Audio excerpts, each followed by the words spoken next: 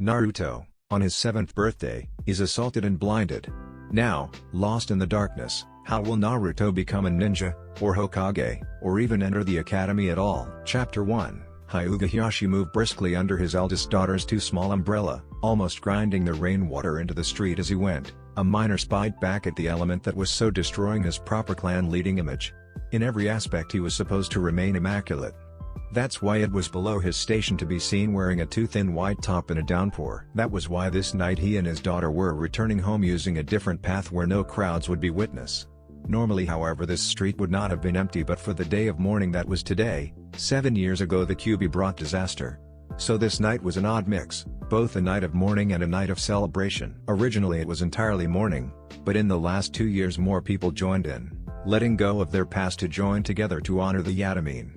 This year it had become the greatest celebration yet, that is, until the downpour. Now only the drunks remained under the downpour and those took care otherwise. Even with what little protection it offered, he was glad that the hurrying little girl next to him had the foresight to bring an umbrella. She stumbled along, taking 2 steps forever hurried one of his own, hand in hand. 2 things made keeping up a true feat for Hinata. First, she was unfamiliar with the area and wanted to look around with her wide-eyed innocence, drinking in all that she could of which was normally hidden from her in her sheltered life. Second, she would have normally been long asleep at this hour, curled up in her blankets, her ears comforted by the occasional snore that drifted her sister's nearby room. All that, and the fact that she had taken in more unfamiliar sights and dealt with more unfamiliar situations than she could hardly imagine in a single night. It had being the first time she had attended a party outside the formal and staunch gatherings most common for the Hyuga family. It was all on her mind. The smell of alcohol and the rambunctious crowd, the ridiculous variety of food she had been offered and stuffed with, the overwhelming fire art the Uchi has demonstrated to aid in the celebrations. This all added up to one tired chibi tried to keep up with her father's hurried pace in the soaking rain. In general it had been a healing process, or at least a counteractive to the pain, for all. All but one, or maybe that's 2, technically. The water continued to pour off the umbrella in solid streams as Hiyashi adjusted it yet again to best cover them both. It now seemed like a ridiculous curtain, almost like they had to pull it back in order to see the next section of their shadowed path.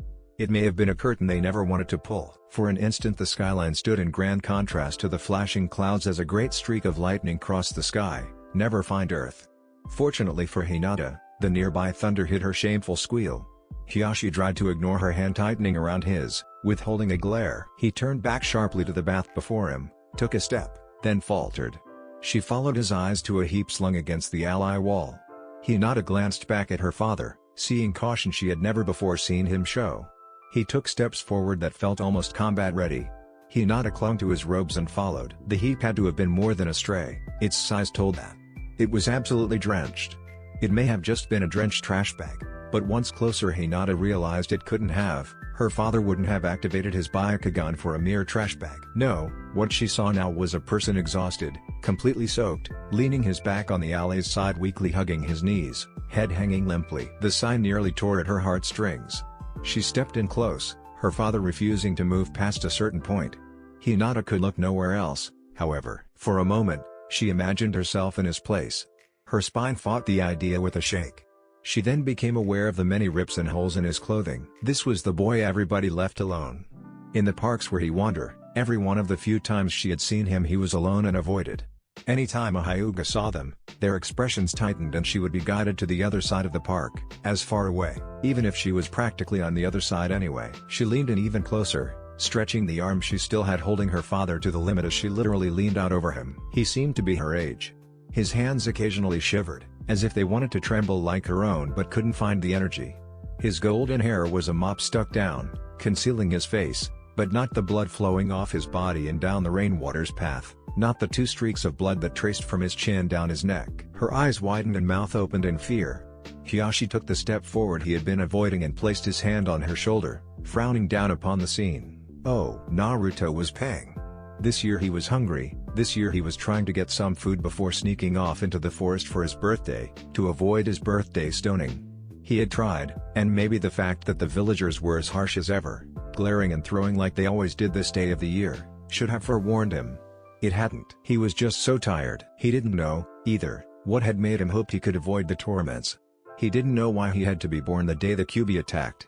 He had hoped, and he didn't know it would be in vain. All he knew was he was tired, deathly tired and in a world of pain. But as severe as that world was, it was overwhelmed by the tired. That's why he was there with his head slumped waiting for his death. What else could make tired actually worse than the pain of a stabbing than death itself? He quit breathing for a time, too tired to try. And again he was forced to continue after a time. Too tired to breathe, too tired not to breathe, and pain burning it all. That was Naruto's world. Naruto was dimly aware of a presence when he felt the warm steam of breath on his forearms. It was a very different sensation to the horrified pain of his breathing or the blazing headache made worse by the pounding of the rain. He could barely pick out the little breaths so close to him. That's why he tensed as well as his depleted body would allow. Was he back to finish the job? No, the whimper was not from a man's throat, but a girl's. That's why he fought. He fought to lift his hand in greeting, but didn't get farther than moving his limp wrist level to the ground. He sighed his deepest breath yet and let the hand fall back limp. This brought a breathy squeak. Naruto's mouth twitched to a frown before giving up on the effort. But he couldn't give up. It was all made so worse by the lethal level of blood loss. He wanted to cry tears but his body would not spare the effort. Like lifting a house, Naruto urged his neck to contract. They obeyed after a battle, raising his head to greet the little girl with a smile. The weakest and yet most heart-filled smile she had ever experienced among the Hyuga clan. It's okay. He managed to push past the knife wound in his throat. A little blood from his mouth joined the flow from his mutilated eyes. That's where it hurt the worst, and why his head hurt the worst. He let his head drop back down, with no plans to ever pick it up again. Oh. Hiyashi watched the blonde raise his head, the speed of which was very, very slow. He could see and feel his daughter's whole body tense when she saw where his eyes had been. They were replaced with a bloody mess. Hiyashi's heart caught in his throat. That was something he had not allowed to happen since he cut his grievances for his wife away 2 years ago. And she was one of the main reasons it happened again. He was with the majority of Konoha when they demanded the demon boy's execution, but his wife would hear none of it. It was strange to him to see her get so passionate about it. But in the end she moved the support of the prestigious Hyuga clan to side with the third Hokage to let the boy alive. He had often wondered a mistake, now more than ever. Not because of his original reasons on the matter, however. It was because no one, no child, should ever have their eyes stabbed out and thrown on the street to die, alone, in an endless rain. He resisted the urge to bite his tongue as a way of restraining that lump. It's okay, that child croaked. Why was he trying to comfort here? As a mutilated corpse? Then he smiled. It hit him with a smash. Hiyashi could almost feel his wife around him now, whispering to him as his little girl hid behind his pant leg, peeping back out. He tipped his head down, letting the rain cover the fact he had almost lost his hold. He looked back up, blinking, to find the boy's head had gone slack again. Nah. Ru, too? His little girl whispered. The other child tremored, and then brought his neck back up in a way that made Hiyashi ache to watch. The victim stared in the direction of the voice, the angle flawlessly picked out despite the rain. He blinked, causing flow of blood from his eyes to increase for a moment, then return to its not-so-trickle. Two sides of Hiyashi demanded action, one side of which he had often ignored. It was now demanding the strongest. But the other side agreed, and mused that this might be very beneficial. He made a swift hand gesture, calling the 4 Hyuga who had been assigned to trail them that day. Yes sir, one signaled back. You, he pointed at the Chunin, take Hinata to the house immediately and do not leave her until she is in her room. He was intrigued to see Naruto followed his voice as he barked his orders. He was a fighter, Hiyashi gave him that. Immediately. The shinobi turned to the girl. Hinata, he said sweetly and lifted her before she could complain. He was off, bounding across the rooftops of the soaked city. Hiyashi examined the boy a moment longer. His eyes were drawn back to what was left of the boys before declaring, the third will want to know of this. The next man was off, clearing the space between he and his goal with excessive leaps. Hiyashi left to 2 rigid servants and lead close to the boy. Naruto tried to raise a defensive arm when he heard the approach, but the protection it offered was less than a joke. You will owe me if you survive this one, boy, the leader whispered.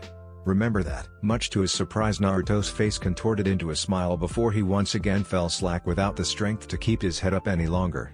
Did the Hyuga actually see some satisfaction in that smile? So he wanted to live. Carefully picking up the boy, and becoming awfully aware of his malnutrition, Hiyashi sped to the rooftops himself, the 2 servants in tow. Oh. Hinata lay in her bed, little fists clenching the blanket, trying to keep her stomach from emptying itself. It was not fear that had left her with the smile. Maybe it was pity? Maybe it was revulsion? No, it was not revulsion, at least not just revulsion. It was a mix of many things so hard for her little mind to sort. She did finally recognize some self-loathing in the cacophony. Self-loathing about a lot of things was something she was used to, but this was self-loathing at her personal pity parties, her own self-loathing pure and simple. She recalled that image, of his eyes so soulless and his mouth so soulful. She remembered those light-grabbing blue eyes, and somehow she felt that loss to be a terrible tragedy. Hinata rolled over onto her tummy and screwed her eyes shut. It didn't work. It didn't remove the guilt gnawing on her for all those times she gave up or even hid, and for all those times she failed her father. And now her normal escape didn't even work. Now she couldn't drown in self-pity without feeling this new wave of shame at her actions. Something had to change. He saw she had one place to go. He was holding the wreck of a boy close as he said through the rain. It was just past midnight, and in a way, the same was true for Naruto. They were going to visit someone. She was the best healer for Naruto, partly because she was the best. Aside from the gambling-addicted Sannin and possibly any apprentices she had trained. The other reason she was the best for Naruto was not welcome almost anywhere, hospital very much included. So he and his servant stashed to the secluded training ground 69. Oh. Sarutobi sucked in the tobacco with both need and resignation, and looked to his elder friend. Shiki-sama, welcome, the old man said, then blew a significant cloud. The other smiled back, sleeking some of the rain off his blue and black clothing. It bore a white crest in the middle with many significant symbols and no hidden village association. Sarutobi let the paperwork he had been focusing on a moment before slide from his fingers. I look old and you haven't aged today. To this Shiki did not grin, but science ate simply, not since I was 17. He removed one of the many seals stashed on his form and rolled it in front of the Hokage. You look like you need a drink. Sarutobi eyed the paper, noting the finite seals were all that adorned it. Alcohol and tobacco at once. I am not that young anymore. I shouldn't. Was the reply, and then a poof of unsealing revealed a bottle of the strong type. Another release elsewhere on the scroll revealed 2 squat glasses. A few hand signs later and both were chilled dangerously. Ice? Sarutobi raised a brow. That almost always needed a Keki Genkai, bloodline limit. Nothing that spectacular. I just learned the essential jutsus. Sarutobi mumbled out an amused laugh. The other man looked to the piles about. Ah, paperwork. The bane and torture of political leaders everywhere. I do not envy you, Hokage-sama. And yet, you spend your incredibly long life working with parchment every day. But they only contain my demands, and for the most part, I have those to a reasonable level. They continued that train of thought, Shiki implying his jokes and the Hokage mumbling or sucking his pipe, only stopping for a snide comment or a playful jab. It was nice conversation, but Shiki tired of carrying it on his own and let the room fall into quietness shortly. Once it was gone, a depressive atmosphere settled again, composed of self-blame and regret if one were able to taste it. Old monkey, you're waiting the air.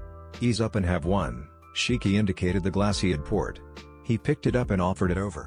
Sarutobi accepted and simply set it next to him, returning to his pipe. Unlike most of the villagers, the Hokage did not join in the celebrations. For many it wasn't just another celebration, but for Sarutobi it was weight. Dead weight on his shoulders and even more so on his heart. Did you not listen? The third slowly moved his eyes back to his friend. He sighed at the look in the Hokage's eyes. It should have been me, Shiki, his whisper cracked past the tobacco and puffs. That night? Shiki was deadpan. Always. Shiki snorted, then seemed to consider. After a time he commented, it still gives me shivers if the memory slips back too strong. His moment passed and he gave Sarutobi a hard stare. It could not have been you. The Death Reaper seal was designed on the run, practically in a cave. We were lucky enough we came up with the stable lattice frame combinations for the 4-symbol seal to imprison the Kyubi no Kitsune. We didn't have time to teach someone the sealing technique, and to straight, we were running on luck. You need more than the skill of 1,000 years to win against the Kyubi, you have to have luck. We imprisoned the demon and it was over. Beside, it's very doubtful that you possess the strength required to pull out the demon's soul at your age. Even if you were young, the 5th had a lot more of that brute will, so it would still be up in the air as to if you could. Kami, it was like losing a son. The father dies first, then the son. Who should suffer the other way? The old man's eyes watered as he looked to the ceiling. He glanced down at his glass, and then welcomed the drink between his lips. Even with his better knowledge of seals, I'm not sure Jiraiya could even do it. That doesn't have anything to do with the son part. Shiki didn't respond. His mind seemed to be on a tangent. Finally he concluded, no other way. That doesn't change the fact that my time has passed. I don't want to be here anymore. He glanced around at the stacks of papers almost like a caged animal. Shiki welcomed the change in expression. It was nice to see something different from his sagging depression. Out of the 5 great villages, Sundaime Hokage had held the title for the longest. It was a long term in a job that required practically every skill to be razor sharp. The result wearied the whetstone used to sharpen those blades every morning. It was easy to understand why the aging man would be tired of the fights with the council, the constant threats of invasion, relentless plots and deaths and enemies outside and inside the hidden village in the leaves. But, I can't, because I am the only one qualified. Everyone else is too zealous or unable. The old man's angry grimace drifted back to sadness. Then, a little sparkle appeared. But, there's one thing now I can do right. Uzumaki? Sarutobi nodded. You're right. Naruto is here now, and not in the past. Here and now, Sarutobi, deal with that. Sarutobi smiled back at him. It lifted Shiki's own spirits. So, that's what you're really here for, isn't it? I could tell you weren't interested in helping my paperwork, Sarutobi chuckled. He delights you too. Then Shiki scowled. Of course, do you think I care enough about anyone else in the village to take the time to come down here? What about the Hyuga? Those are two different things. So how is he this birthday? He's Naruto. Same as he always has been, Sarutobi replied with both pleasure and sadness. Any new development concerning? Shiki let his question hang. None that I have seen or heard. Really? They took the time to consider the boy to the background of pelting rain on the window. The third stood and turned around facing the window while he sipped his drink.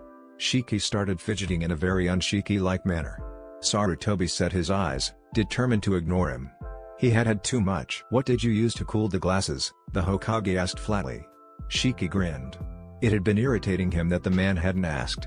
Both had always loved discussing jutsu, the endless one Sarutobi, the professor, had perfected and the endless one Shiki had theorized. Not going to guess? Shiki mocked with obvious pleasure. Reversing heat with fire chakra like you imagined so long ago? Shiki looked forlorn. I only wish. A smile spread slowly back across his face however. Genjutsu. Sarutobi stiffened. You put me under genjutsu? I haven't noticed. He sighed. I am getting old. Don't blame yourself, I am pretty wily. I would think there are still very few people in the world able to pull that off. A small burst of chakra and then a swift single knock indicated an arrival. Come in. The door flew open and the messenger presented a deep but rushed bow. When he came up his pale lavender eyes indicated his Hyuga-ness. He glanced at the room's other occupant and hid his burst of surprise. He turned his attention back to the Sandaime. Hokage-sama. Hyuga Hayazi-sama has requested I inform you of an assassination attempt on Uzumaki Naruto. The messenger held to speed and professionalism. Shiki held to the shinobi way, mostly controlling his emotions. Whatever he did let slip, however, wouldn't matter as it would have been lost in the wave of emotion the Hokage released. The man snapped around and slammed his hands on the desk, spilling his drink all over his tobacco stash. Sarutobi held, looked down and cringed, and then looked back to the messenger. How did it happen? His voice was ice. He struggled not to bring his killing intent to bear. The Chunin's eyes flickered before he started. We don't know the perpetrator, the attack was already inflicted when we arrived. He showed to have at least 10 kunai stabs to the torso and… Kunai? Shiki asked. Ninja? Not necessarily so, Hokage-sama. Shiki used the honorific in front of the subordinate. It could have gotten into the hands of a civilian. The Hokage squeezed his forehead with his left hand. I suppose so. Naruto has no ninja training so he is almost as helpless as any other 7-year-old. More, if you count the fact that almost no one would come to his aid. The Chunin seemed to think this through, taking too much time and drawing the ire of the Hokage. He hurried on with his explanation. 10 or 20 kunai stabs to the torso, 1 to the throat, Sandaime winced, and several to the eyes. At that declaration Shiki winced and Sarutobi jerked with emotion. He tried to steady his breaths as the Chunin continued. Hiyashi is taking him to Saiza-sama as we speak. Shiki nodded approval. He was conscious when we found him. Shiki's heart pitied the boy. The Hokage went through a few seals. Calling Anbu? Shiki asked. Sarutobi was distracted, but a moment later with his seals released he nodded. Who is in of that area charged tonight? Uchiha Itachi. Shiki's ever-young face soured. Isn't he only 13? Again Sarutobi nodded. Security can relax if no one is there. Or so I thought. There it was again. That crushing guilt, renewed sevenfold. He will meet us there. I have other Anbu already running pursuit sweeps. It was not uncommon for poorly thought assassination attempts to be tried on the boy. They were always thwarted by Anbu however. But those time the Hokage had a protect Naruto mission, not just patrols. The Anbu were on the mission because it always came to the Hokage's ears that an attempt was coming. Whether through random scouting Anbu or loyal shinobi, they had been able to stop the ones they had not caught by accident. Sarutobi could count on one hand how many times it was tried. Most people respected or at least feared the Hokage enough to not push it. So, how did this happen? Shiki spared the younger man a worried look. You are free, and thank you. Before the Chunin could finish his bow, the third Hokage of Konoha bellowed, let's go. Oh, a peaceful night away from the Lunes of Konoha was now going to be interrupted. A peaceful night of tea and her husband's return. Which might make the night less peaceful, but it was lost now, almost guaranteed. They rarely had visitors, so herself and Shiki almost always had visitors who stayed long. But at least their warning field gave them a head start of these unexpected occurrences. Thus, she took a moment to bleed away her frustration before she turned her attention to the warning jutsu. What was curious was that there were 3.5 people coming. Saiza knew what that meant. Opened the door off her porch and returned into her house. She came out a moment before the visitors made it to her doorstep. Hiyashi and his tag-along guards landed with deep-kneed stances. The commanding man straightened, and then bowed deeply. Yes, Hiyashi-san? The guards suppressed their surprise at the form of address. It was always Sama, always. He lifted the boy in his arms like a bloody sacrifice. Uzumaki. Her eyes widened on her 15-year-old appearing face. She nodded. Follow. She turned around and moved to a latch in the floor. The warning jutsu signaled, tickled at the base of the skull, the arrival of 4 strangers as well as her husband. Leave your other followers, just you. She then turned to the closest one, Musaku. Would you please tell that old monkey to follow us in, and to bring only those he needs? The Chunin poorly hid his surprise that she knew him by name. He also guessed that old monkey was going to be an interesting person. The Hokage qualifies. With that, Saiza lead the Hyuga leader down the trapdoor. The dark was thick, and so without a whisper the man activated his Byakugan. Wood, everything was made of wood. Without cut or seam, just one solid piece of wood weaving several tunnels into the ground. Placing her hand on an elaborate seal in the wall, she pushed chakra in. Hiyashi's eyes widened as it flowed along the walls and tunnels, like a chakra circulatory system, reaching release seal placed periodically, turning the chakra to visible light. Without a second thought she marched right down the biggest tunnel to the room not far away. It looked just like a hospital waiting room. After that, locked door to what was obviously the place where Saiza performed her rare operations. He unlocked the door and indicated Hiyashi to follow. Inside the walls, the floors, the ceiling, all were covered in vast arrays of seals. They seemed to focus on 4 places where varying operations could be performed based on the need. Saiza pointed to the third. Hiyashi hurried over and hurriedly placed Naruto at their center. His head hit the cold floor a bit hard and Saiza gave Hiyashi a near bone-snapping scowl. Thank you, and out. No one comes in here until I come out. Hiyashi wasted no time. It irked him how much he did not wish to risk her ire. Saiza moved over to the boy. His cloths were slashed, and eyes still sickening. But there were hardly any marks on his torso. She performed the tree seals needed for a basic diagnostic jutsu. She searched his heart. Good, its beat is strong. Liver. No major toxic leak. Appendix. Apparently he doesn't still have his. Lungs. Lots of blood, most of it clotted. No tissue damage. What the hell? Spleen, gallbladder, adrenal, throat. Good. Good, good, bad. The neck was externally healed but the insides seemed to be ravaged, especially around his vocal cords. Still, even in the time she was inspecting it the condition seemed to improve. She let out a held breath. That must be it. Thank you, QB, she unwillingly admitted. She moved from the body to a nearby seal center. A few hand signs and a palm slammed into the complex designs and she had an advanced analysis just running at phenomenal detail. Thank you, husband of mine, she said, admiring the handiwork. Focusing on Naruto she could see the QB's chakra, leaking past the seal and conglomerating heavily in the throat and less so in the lungs. She applied more chakra to the seal below and approached the task she had been dreading. Narrowed in on his eyes she could see the worst. Well, not all was the worse, he had suffered no brain damage. However, his eyes had no chakra flowing through them. Any and she might have been able to help the QB recover them. But even though masses of that red chakra tried, they could not enter the eyes to heal them. Saiza's head tipped down to floor, straight brunette lock falling forward. She let out a breath of air again, this time a sigh of disappointment. You seem to have this under control, QB, she said as she grabbed and for a bag and trolley from a seal on the wall. Please don't inject this too quickly, she asked as she poked Naruto with it. She opened the 4th strip speed as far as she dared and then bent over, finishing the healing over his throat.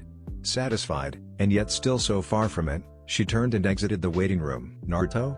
The Hokage asked, his voice both fierce and afraid. He will survive, she eyed the Uchiha as she replied. Turning back to the Hokage, Can Itachi go look over the boy?" The old man caught her drift and nodded sagely. "Good, thank you Saru. Tell us if he wakes up, boy." Itachi raised his eyebrows slightly, nodded himself, and entered the operation room. Saiza chakra sealed the door behind him.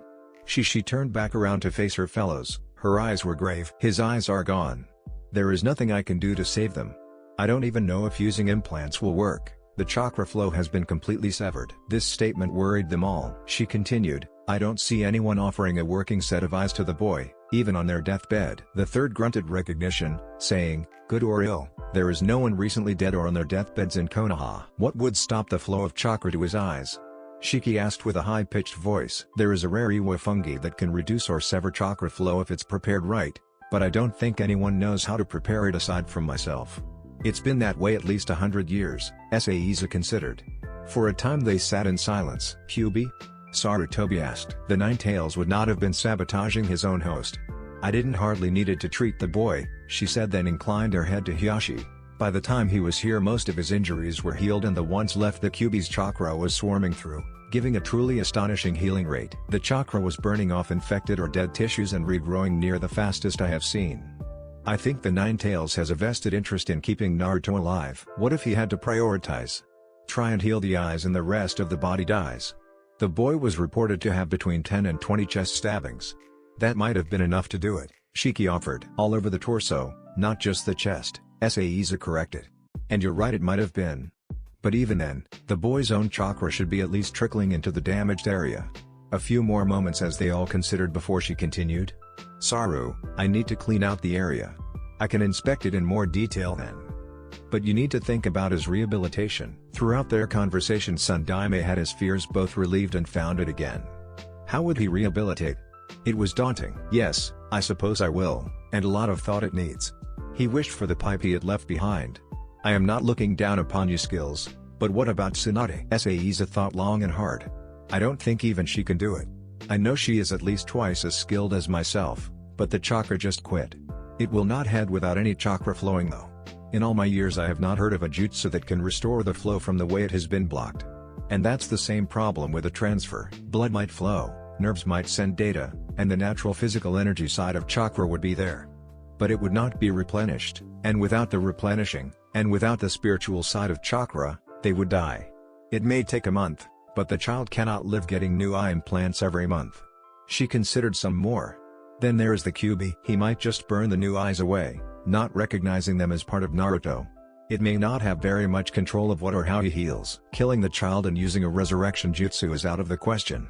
It may free the Kyubi. You would have to summon him before he got his eyes stabbed out, and returning all of his free will to him. It just wouldn't work. I see no way Tsunade could help." The old and aging man sighed. "I need to get to the surgery," Saiza said and snapped around, heading to the door. When she opened it, Itachi was leaning over the child, hand near his throat. "Oh." Itachi entered the room, the door shut behind him. He doubted anyone would come for the boy, and even if they did they would need to face the Hokage and Hiyashi before they could threaten the child. And those strange teenagers. He stood near, tip of his toe touching the child's head. He reached down to the container on his thigh. Pop, its top flipped open. A quiet scrape as he withdrew one of the items it contained. The whoosh as he brought it up. The crunch as he took a bite. Pocky. Peach flavor today. He resisted the desire to close his eyes as he enjoyed the treat.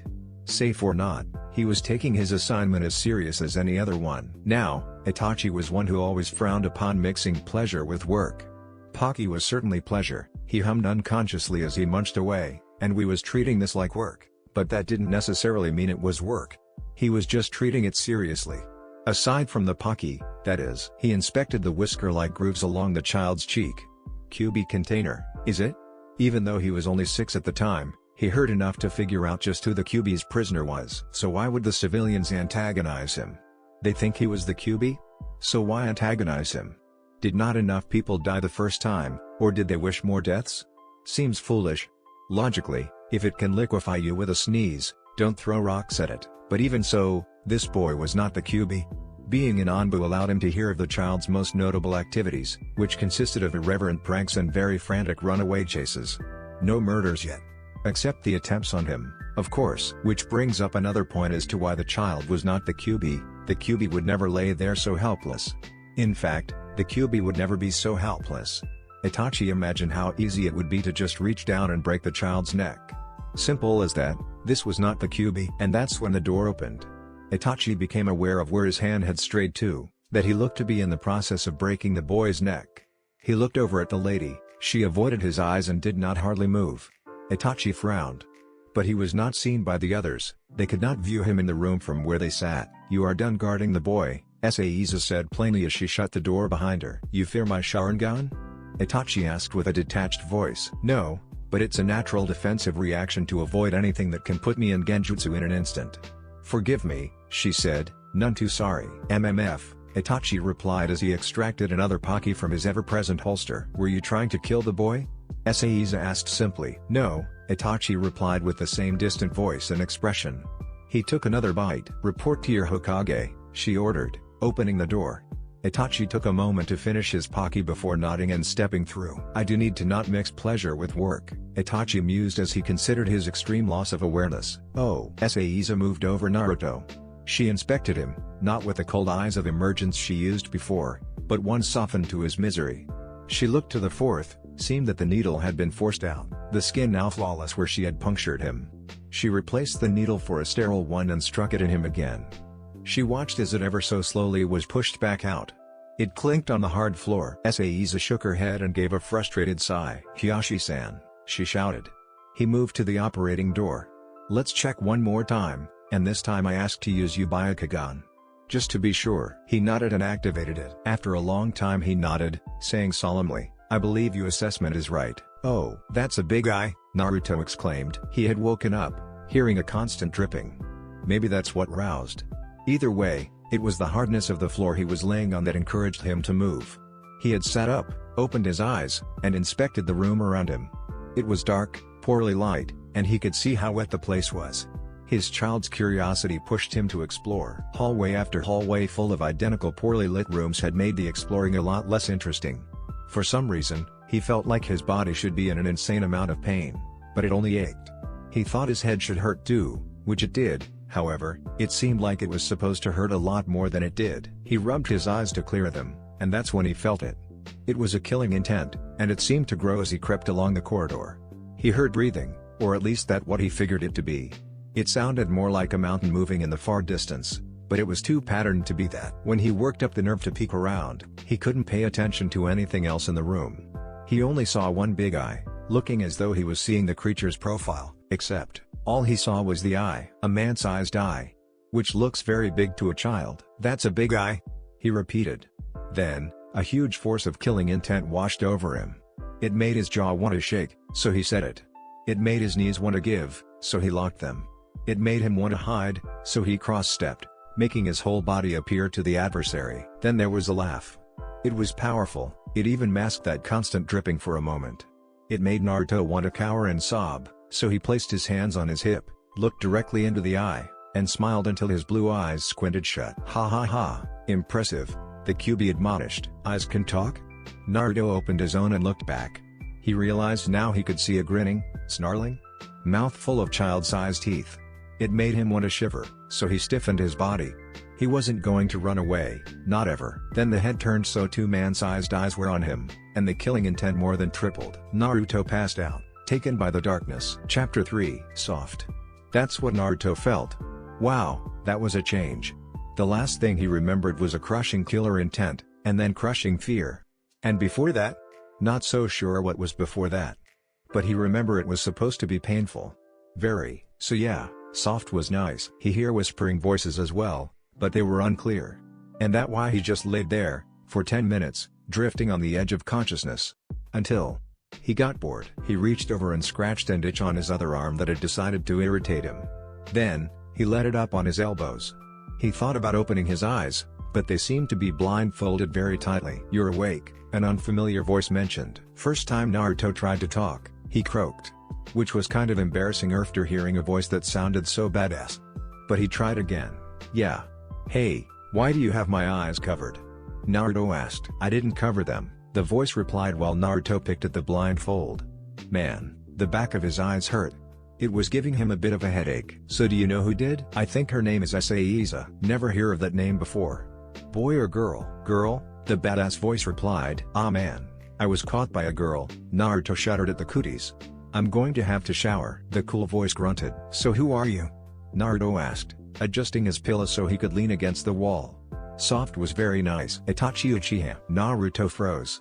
He had pulled enough pranks to know Uchiha was synonymous with the Konoha police. Did I get caught? Wait, that didn't sound right. He hadn't done any pranks the last week. He tried again. Why am I here? The last few weeks. He had been avoiding prank because his birthday was coming up, because everybody hated him on his birthday. So did the crazy man too. Naruto threw up all he had, which was basically just bile. His breathing became almost panicked. So you remember, an hour earlier Seiza had the Uchiha pick the boy up and carry him from the operating table. We're going to need his opinion before you can make many decisions about his future, don't you think? Shiki mentioned in a low voice while the group followed out. You're right. Oh, I wish it hadn't ended up this way, Sarutobi mourned. The present. Remember what I said? Shiki turned a demanding expression to the Hokage, then quoted himself, Naruto is here now, and not in the past. Here and now, Sarutobi, deal with that. The third considered for a while. Naruto may not be here anymore, Shiki. We may have someone entirely different on our hands. Some who is a lot less optimistic, some who is bitter and has every right to be. The words were laced with pain. Shiki sighed. He spoke as they reached the stairs. That may be true, but the concept still applies. And if it is true, you have a lot of work to do in order to make things right. They may never be right, but a destroyed Naruto cannot be your legacy. They reached the top of the stair, stepping into the lamplight. You are absolutely right, Sarutobi said, his expression hardening to granite. Ah, there's that fierceness that's been missing, practically since the attack. It is good to see, Shiki thought, a smile spreading across his face. His wife smiled at the same time, guiding Itachi to the spare room. Left in the hallway, Sarutobi turned that fierce face to his friend. Shiki's eyes widened a bit, both he and Hiashi trying guess what was coming next. With Naruto safely under covers, Seiza spoke to Itachi. Very good, that was much more gentle than trying to choke him. Itachi turned an impassive face to her. He stared at her for a while. Then, he reached down and withdrew another Pocky stick from its holster. You are going to watch, not try and kill him, and come get me when he is awake. All this was said too quiet for those in the hall to hear. In fact, the munching on the Pocky was much louder. Itachi nodded his head in agreement and then Seiza left. When she came back out, she could see the slightly afraid expression on her husband's face, the ever-elegant and impassive on Hyashi's face, and the intense and satisfied look on the Hokage's. You can't back out after that sermon, Sarutobi said, dripping with that satisfaction. Shiki stuttered and stumbled over his response. What can he back out of? Seiza snapped. Sarutobi looked a bit more concerned as he faced the man's wife. Taking care of the kid, or at least being a part of the rehabilitation. A smile, huge and full of warmth, worked its way across her face. We'd love to, she said breathily, full of sweet. Shiki sagged in resignation. He couldn't fight them both, if ever could have fought one. Yeah, we will, he concluded, and brightened back up after a moment. Sarutobi turned to Hiashi. Thank you greatly for taking care to bring the boy here. If you wish to have a hand in his rehabilitation, we may arrange that. As for now, we do not need to waste any more of your time. Hiashi could hear the respect he had earned in the man's words. Even for his great stature among the clans of Konoha, it was very uncommon to hear the Hokage like that. And it all showed in its greatest in Sarutobi's offer to allow him a hand in helping Naruto. Most people may think that helping/serving a blind child would be an insult to the leader of one of Konoha's top 2 clans, but this is Sarutobi.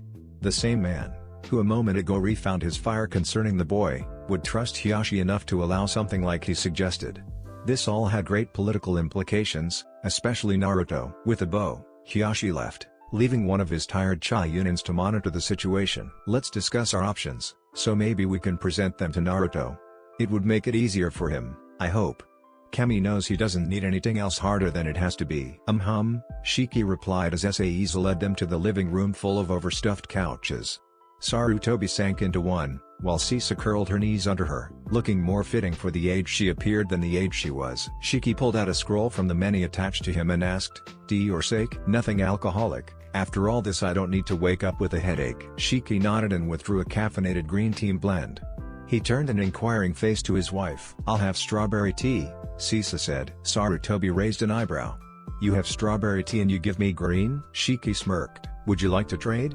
Seiza asked. Getting up off the couch the way old men do, Sarutobi reached out and traded with the ever-young, mumbling something about how he was always saving the best for himself. With the tea delivery complete, Shiki rolled up his scroll and returned it to his blue pocket atop.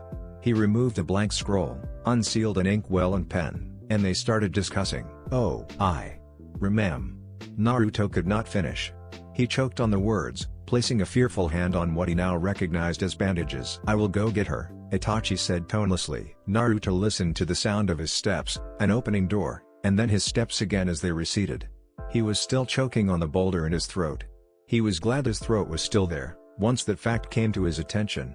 He remembered the man ripping it out over and over until Naruto could not scream for help any longer.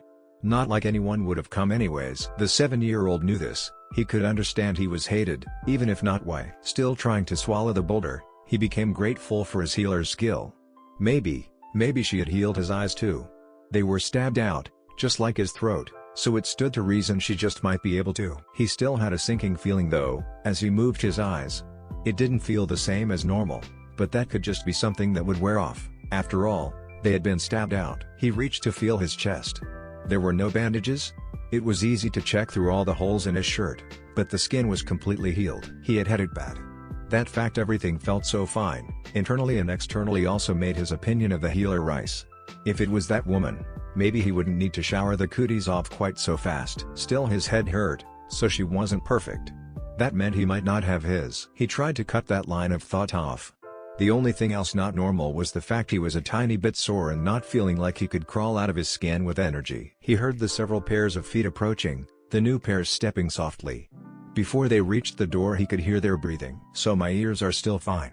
Makes sense, seeing as he didn't attack them. Who breathes that loud anyway? They all stepped in. Naruto could hear them arranging them around his room. The Uchiha guy just stayed at the door where he came in. "It's good to see you're awake. I hear you can talk," Sarutobi said coaxingly. "Maybe," the blonde mumbled. "How do you feel?" the Hokage asked. The others remained still, leaving the situation in his hands. Naruto moaned. "Bored, and my head hurts a little." He could not see their surprised expressions. That wasn't expected. He decided to continue, excitement in his voice. "So my body is all better, and I'm not bleeding." "Hey, aren't you supposed to die when you bleed a lot?" "Because I bled a lot." Saiza nodded. When the expectant expression remained, she realized the stupidity of her action. Yes, you would die. But you didn't." "Yeah, that's great. Are you the girl who fixed me?" Saiza hesitated before she confirmed. "Thanks. You're a lot better than those other hospital people. I get well most of the time, but sometimes they forget the painkillers and stuff." Sarutobi cringed. Someone was going to pay for that. Naruto continued, "Anyway, I don't ache very much. Everywhere but my head feels fine. Except, I am a little more tired than usual." "That would be the blood loss, and all the healing that was needed," Saiza explained to his curious face. "Oh, okay. That's good to know, because, it's weird being tired and stuff." Those surrounding smiled and Itachi tipped his head. "Oh yeah, thanks for my throat, ma'am." A big grin split his face. That tugged on Saiza's heartstrings. His smile melted and sagged away, and then his face grew pensive. "What about my eyes?" Sarutobi stepped in before Saiza had a chance, sparing her. She tried her hardest, Naruto. She could not save them. The vibrance in Naruto deflated. He leaned back against his pillow.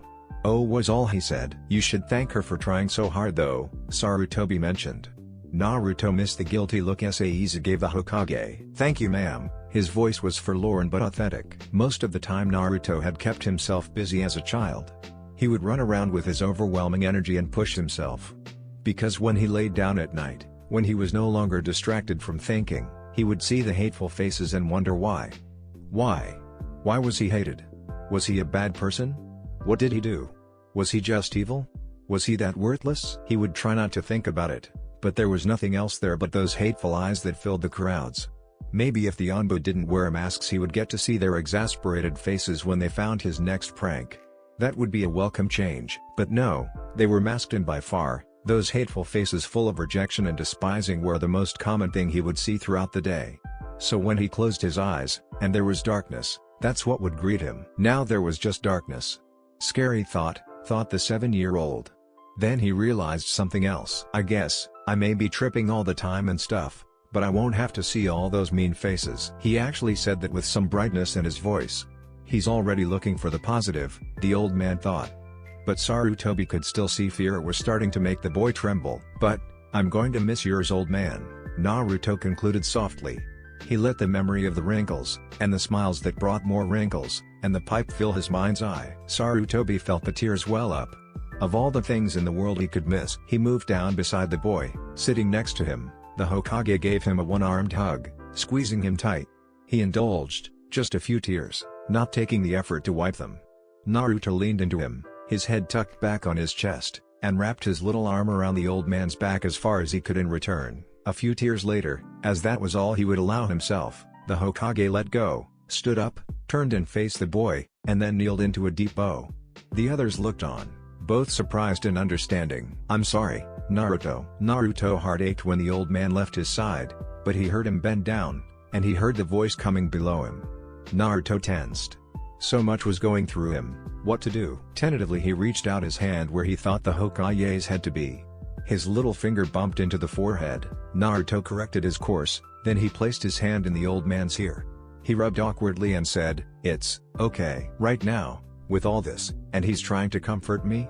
A few more tears than the Hokage allowed slipped past. He tipped his head down and squeezed his eyes shut to stop the flow. As soon as they did, his face became resolute. Maybe even the fires of hell would be put to shame if they saw what was in the man's eyes. The man once called the god of Shinobi. Sarutobi stood back up and placed a hand on the child's shoulder. It felt warm. It felt like hard ground for him to stand. It felt like a lifeline of sorts. With a deep voice, Sarutobi said, "We need to talk about what happens now." Chapter 4. Let me introduce you. This is your healer, Auresen Saiza-sama, Sarutobi said. "Hi, Naruto," she responded in her girly voice. "Good to meet you, ma'am," Naruto said, turning his face to her. "This is Auresen Shiki-sama, her husband." Naruto turned his head to the man, before he spoke, surprising him. "Hello Chibi," he said. "How did you do that?" Face me before my voice showed where I was." "Well, the Uchiha is at the door and you're not very quiet." "Ah, right." Sarutobi continued, "And I guess you and Itachi spoke." "Yeah, he seems pretty cool." "I'm pretty cool," Itachi echoed distantly. "Yeah. And so was that guy who helped me." "Who was that?" "That was Hyuga Hiyashi-san," Sarutobi answered. This made Naruto raise his brow. It was easy for him to know the status of the Hyuga clan in the time he lived. "I guess I owe him one," Naruto mumbled. "Who was the girl?" The lot of them seemed confused. Except Itachi, who still seemed to be pondering his coolness. "Naruto, Hiyashi didn't mention any female when he found you, was she there before?" "No, I'm pretty sure they came together," he replied. They mused for a time before Naruto continued, "So what do you have in wait? Did you say husband? Isn't she, a little young? Both of you?" The ever-young chuckled together. They sound it. Sarutobi had considered saying look it, but he did not want to remind Naruto of what he was missing. Those two were something worth seeing. "But, they are far older than myself." This ended up being a concept that Naruto had much difficulty understanding. After some attempted explaining, Naruto gave up and returned to his original question. "So what do you have in mind, old man?" Sarutobi nodded to Shiki. "We want to offer our hand in your rehabilitation." Naruto's smile split his face clean in half, squishing his eyelids shut in the familiar gesture. "Somebody wanted him? In any way? At all?" He scratched the back of his head, saying, hee, "Sure. You may want to give it a chance to hear the rest. But first, tell us what you want to," Sarutobi said with amusement. "I wanna be a ninja," Naruto shouted, then his face fell. "But I guess that can't happen now." "Why do you want to be a ninja?" Shiki asked with the air of professional curiosity. "Well, everybody avoid me, or hates me.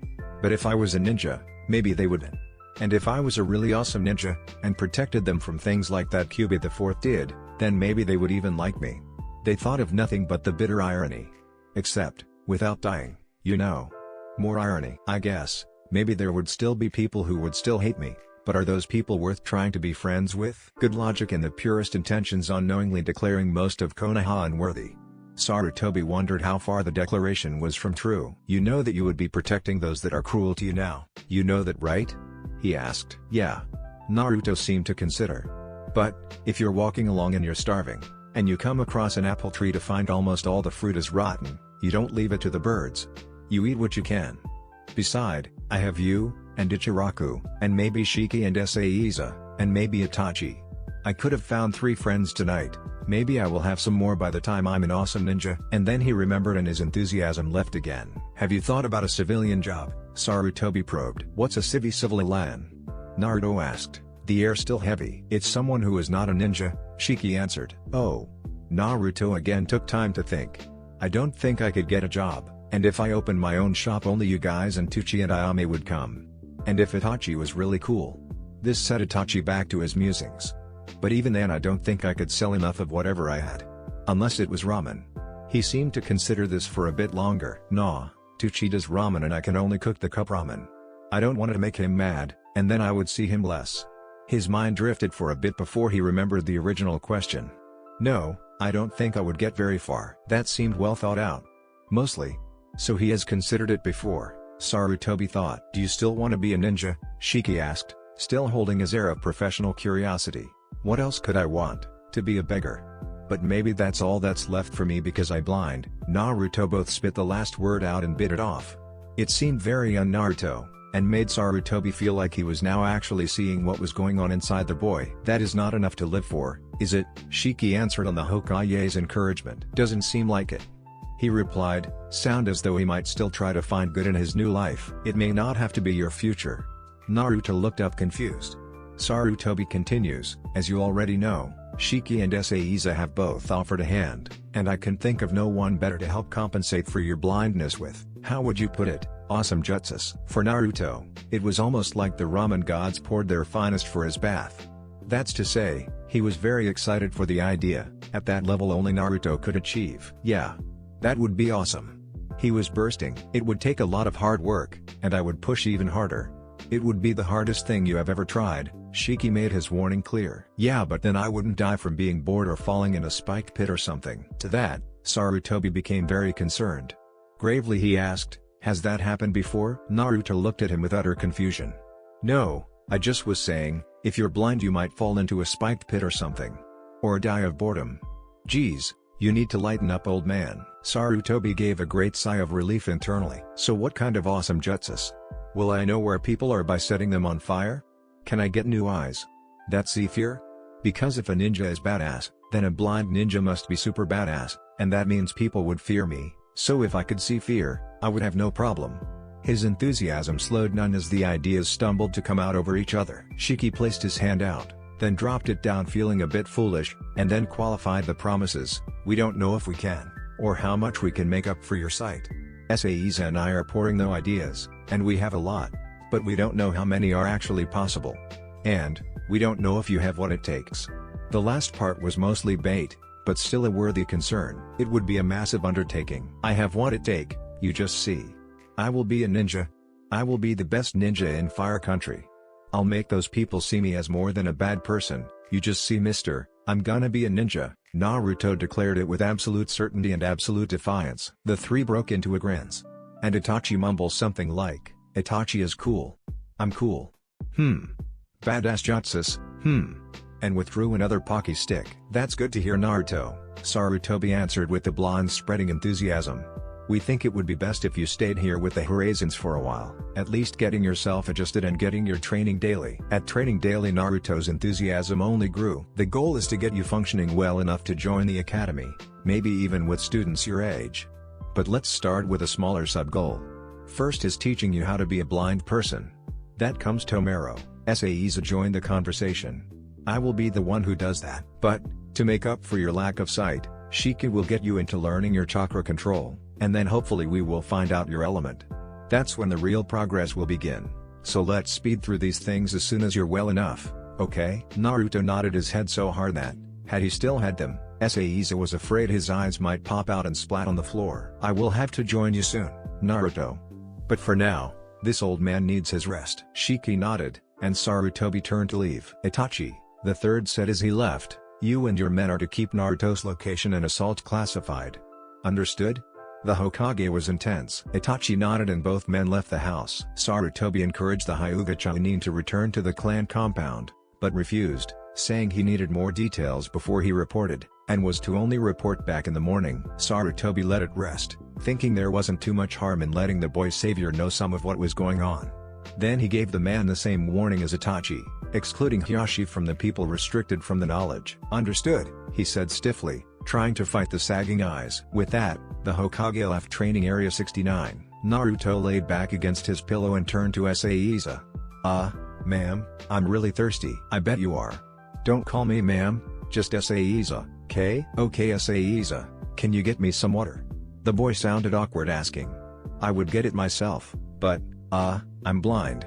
Then his hand flew up, unless you can just show me where the water is, or point. I mean say, no, I can get you water and then you need to lay back down, hopefully sleep. Naruto's young head bobbed, grinning his thankfulness to a painful point. I may see you tomorrow Naruto. I hope I do, but I also might be gone for a few days. Good night. He grinned even bigger. Good night. He had someone to say that to. It was a real moment for the boy. Seiza returned with the water. Tomorrow we begin. Tomorrow, Naruto agreed, finished with the water. He tried to figure out where to set it down, then offered it back with a shrug. Grinning, he flopped back down on the bed. Tomorrow. Oh. Tomorrow the sunshine came, sending its rays to scattered through the soaked world, almost making Konoha look like a newborn puppy, almost like it was innocent of its crimes and cruelty. But it was one soul more innocent. When the Hokage had reached his spare bed in the Hokage Tower, he was met merely minutes later by Anbu. They had a full report. It went like this: the assailant was stabbed to death and abandoned in an alley 60 yards northeast from Naruto's location. This brought up more questions than answer, and the scrambled mess it was making of the Sundaime's brain served only to further convince Sarutobi's need for sleep. He lay in the room, filling the elaborate protection seals with his chakra, adding 2 of his own, and drifted to sleep with merciful speed. He would not lay awake this anniversary of the Kyuubi attack. He would not be flooded in the doubts and regret that had plagued him since. Maybe it had something to do with his new resolve, the resolve to change what was in the here and now. Maybe that's what gave him the peace. And then he awoke to his alarm. Stepped out of his room, brushed off the cloths he had never changed out of, and thanked the gods that he had chosen to avoid the hangover. And then he climbed to the roof of the Hokage Tower, loosening his joints on the unforgiving stairs, and seeking a place where he could set his mind in order. The breeze swished at the pieces hanging from the traditional hat. The had risen behind him, revealing his long sleep. He looked out over Konoha, suddenly wishing the rain had cleared their hearts. So what would he do? How would he save Konoha from their own crimes, from their own hearts? He rubbed a temple with his left hand as his right lay on the railing he stood by. There he stood, for quite some time, considering the ways to change a man, and how to use those to change a village. He was only so young, and his conclusion was that he would not be the one to do it. People get so born, finding peace in their old habits even if it destroys another. So he would change the children, or at least stamp his heart on them enough, that maybe with a little luck or divine will, it would ripple through the generations and make Konoha, maybe even the Fire Country, a different place. So start with the small goals, that's what they teach you. Is a goal labeled Naruto small enough? The old man laughed, projecting it beyond the building and into the streets. No, Naruto never made anything small. So what would be his first miniature goal? Brushing his teeth. That was a good place to start. Oh, sunlight streamed in through the window, warming Naruto's arm. Halfway through consciousness he considered opening his eyes. Better not quite ready to wake. As he drifted closer to the real world, he realized what an erroneous thought that was. Opening his eyes would not make a difference. Funny how he didn't greet the morning staring at the battered wood ceiling of the apartment that he had just become used to. He didn't want to think about it, so he tried to force it out of his head with thoughts on training. It worked. He jumped out of bed and put his hands out in front of, waving them around in a ridiculous fashion. He searched the walls a bit, trying to familiarize himself with the room. Once he had made his way to the corner of the room opposite the door, having discovered a positively huge closet. It was twice as big as the one he had at his apartment. He turned around. No need to be swinging wildly, he knew where the door was. A badass ninja would never be truly badass while swinging around like that at nothing. And that was the logic that worked until he reached the door, smashed his nose into it, fell back on his butt, and realized that doors can be closed as well, though, that never happened while he was living on his own. The thumping certainly caught the Awaresan's attention. Seiza didn't jump up, but slowly placed her morning tea down, set her hair in a mid-level ponytail, and then crawled out of the overstuffed couch. She walked into the hallway leading to the boys' room. She opened the door gently and peeked in. Naruto was still seated, rubbing his nose and scowling fiercely. Good morning, Seiza. Sama, Naruto said between ebbs of pain. She smiled, it showed in her voice as she spoke. How did you know that it was me and not my husband? Oh, and don't use the honorific, I'm just Seiza to you. Oh, okay. He took his time still rubbing his nose. Man, he had hit that door hard. So how did you know it was me? Girls' breathing sounds a lot different than a guy's. Why do you breathe so loud anyway? This question struck some surprise into Saiza. Oh no. I don't think that I breathe any louder than any other person, Saiza said while musing. Yeah, well you sure sound like it. Naruto got up slowly, the hit still disorienting him. You must be adjusting to the lack of sight. Did you ever notice that when you used to close your eyes to go to sleep it's like your hearing gets better? Yeah. That must be it. A super badass blind ninja has got to have badass hearing. Still, you breathe louder than anyone I've heard before. That's probably because your mind has already started adapting to only having 4 senses. They will continue to get better, so you know. Well, it sounded like that since last night. Everyone sounded loud, especially the old man. But Itachi didn't. I could barely hear him. Now that's interesting. Here, she offered him a hand by tuffing her to the inside of his wrist. He took it and blinked under his bandage. Let me lead you. Put your right hand along the wall and tell me when you feel something. They started walking at a very slow pace.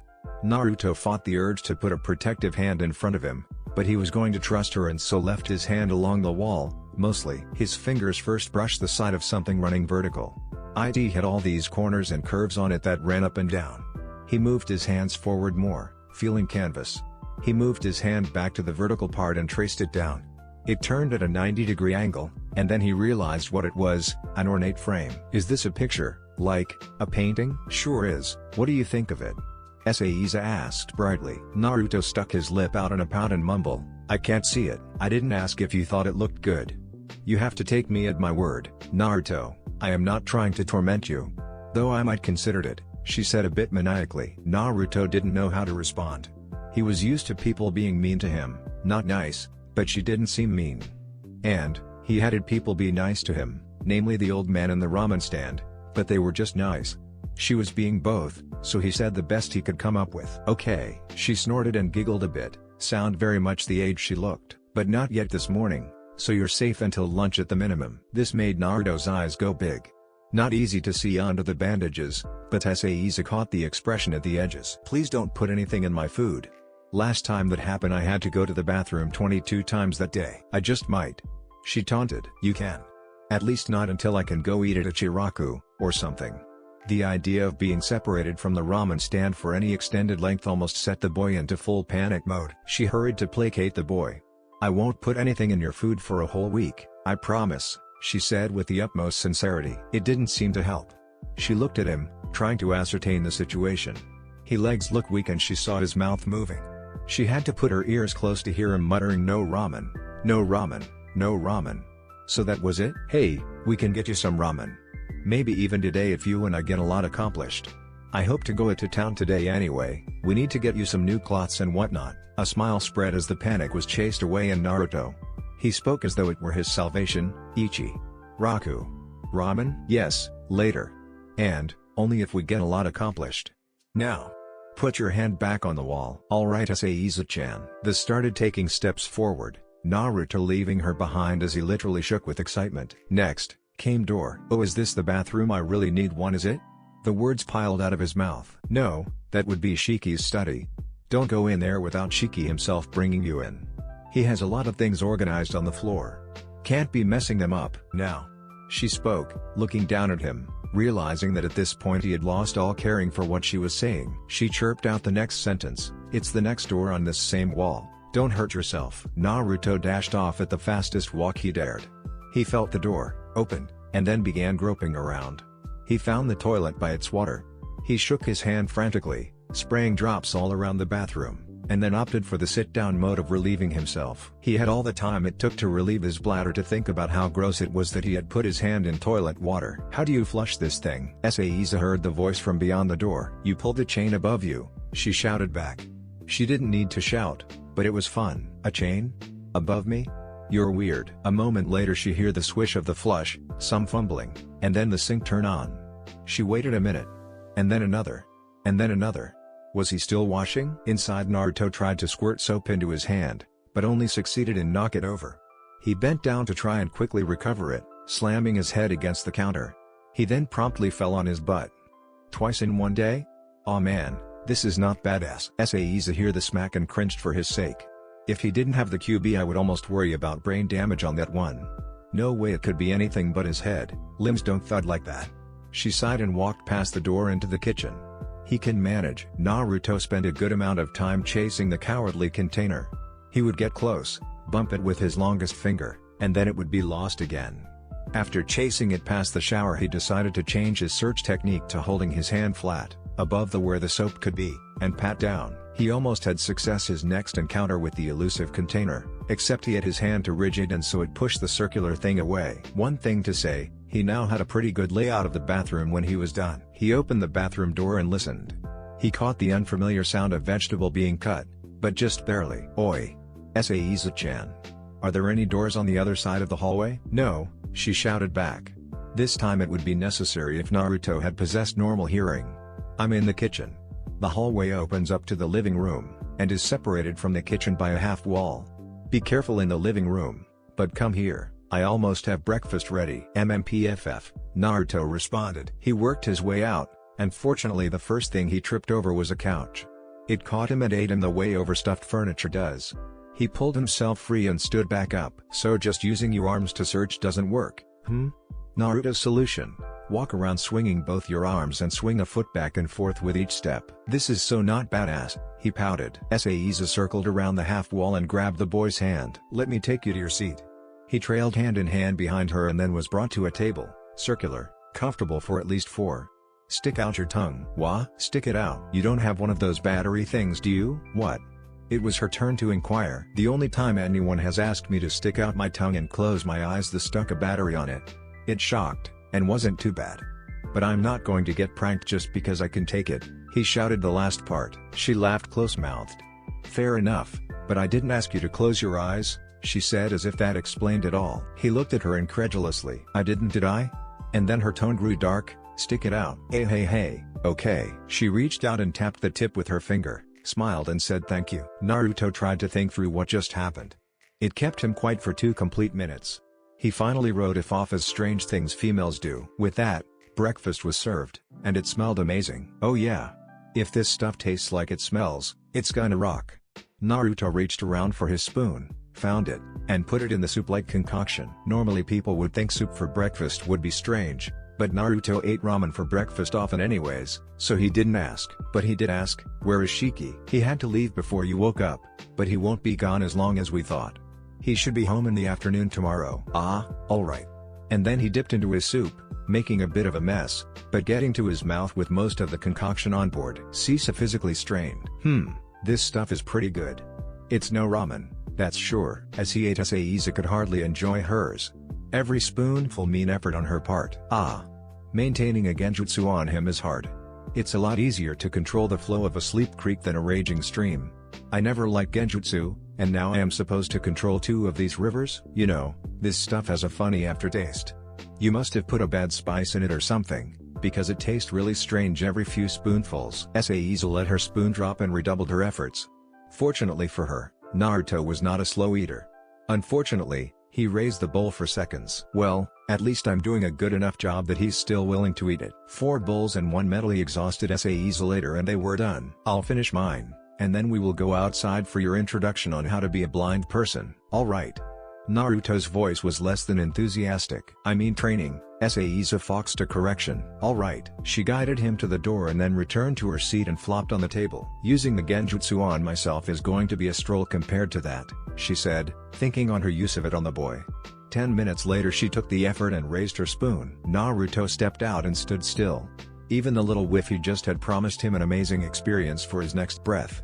Bracing himself, he sniffed in the field of flowers for all its glory. Oh, okay Naruto, tell me the 5 senses. Naruto pondered this, before answering.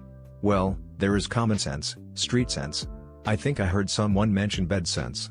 Fashion sense and nonsense, he declared with pride. Saiza tried not to choke up laughing. Very good Naruto, now tell me the 5 physical senses. He mused some more. I only heard a little of what that lady was saying, but it sounded like bed sense could fit into MFFPH. Saiza placed a hand over his mouth while laughing herself to death. After she had recovered and whipped a tear from her eye she aided him. I was thinking more along the lines of the group of senses your eyes belong to. Oh, Naruto explained with dawning recognition. Seeing, smelling, tasting, hearing. He remained lost for a long time. Waiting for him, Saiza walked over to stand beside him. After listening to another chorus of hmms she bumped her hip into his shoulder. He stumbled over and demanded to know why. What did I just do? You hit me. How do you know I did? Naruto looked at her like she was stupid. Because I fell over. Duh. That is true. He's not wrong, so I can't tell him otherwise. He seems to just have trouble taking a hint. But before you fell, you knew I hit you, right? Well yeah. How? Her voice was perfectly patient. I felt it. Name the senses. Naruto felt the switch back to be a little strange. Feeling, smelling, hearing, seeing. You said there were 5, right? Yes, you named the last one earlier. Really? Really? This time you misdaced. She enjoyed the expression of realization dawning on him. She pitied herself that she would never get to see his eyes do that. It must be something to see, if a bit over the top. However, I'm going to take a detour.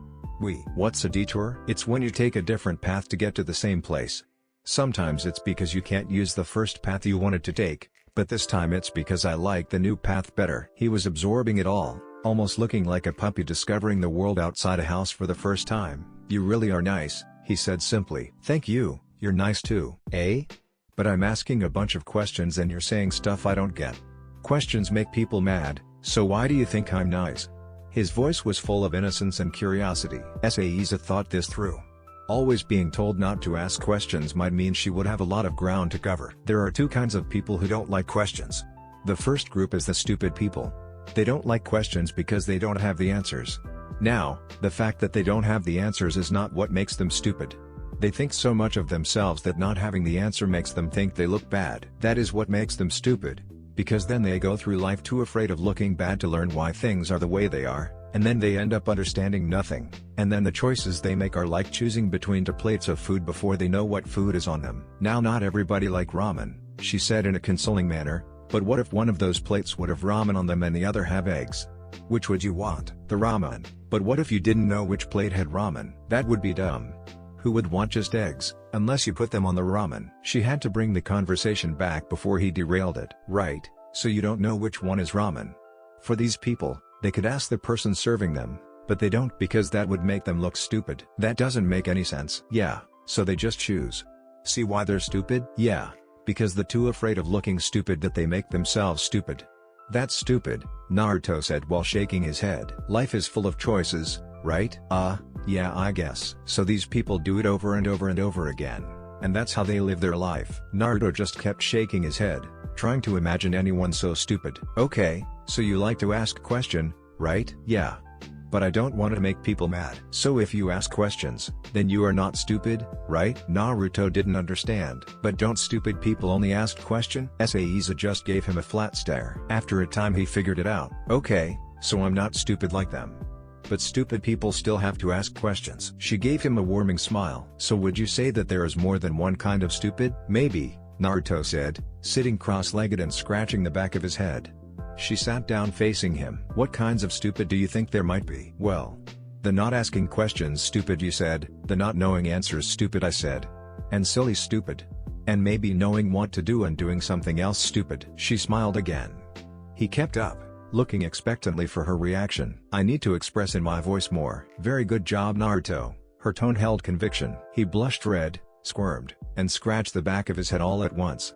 It was enough to make Saiza think he had never heard those words before. The last one is called illogical. Logic is what makes sense.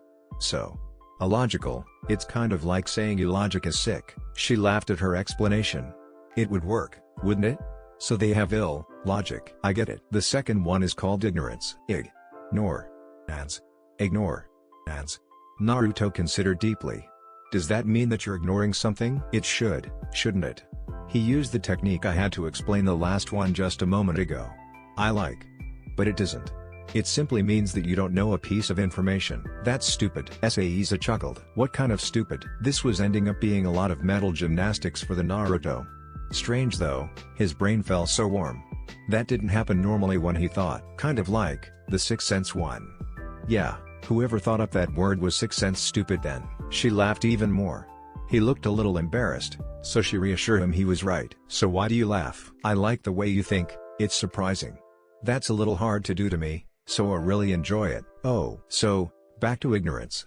What does it mean? There it was again. His head felt warm on the inside. It simply means that you don't know a piece of information.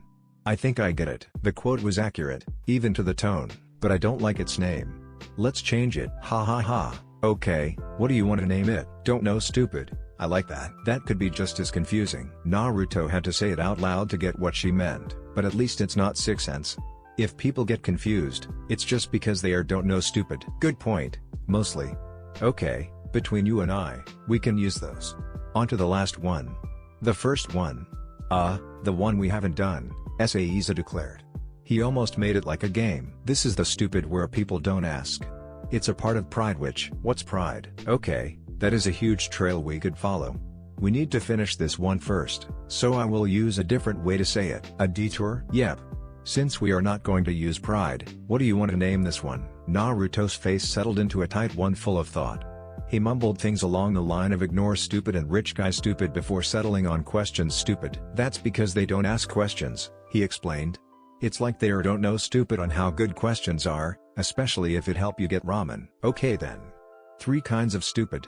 Give them back to me. You want stupid back? What?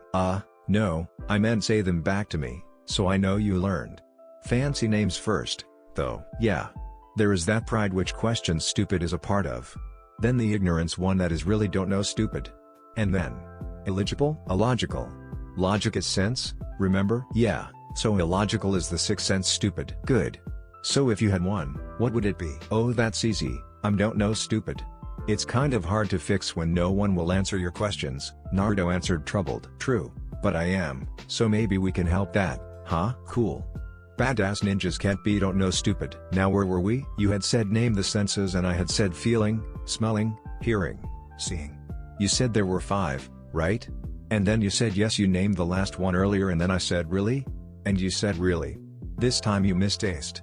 However, I am going to take a detour and then I asked what that meant and we talked about it. There was, he matched word, tone, everything for each quote. Why hasn't anyone seen this earlier? My head hurts. Sometimes that comes with thinking a lot. Saiza's amusement pulled her out of her muse. Really? I don't remember it before.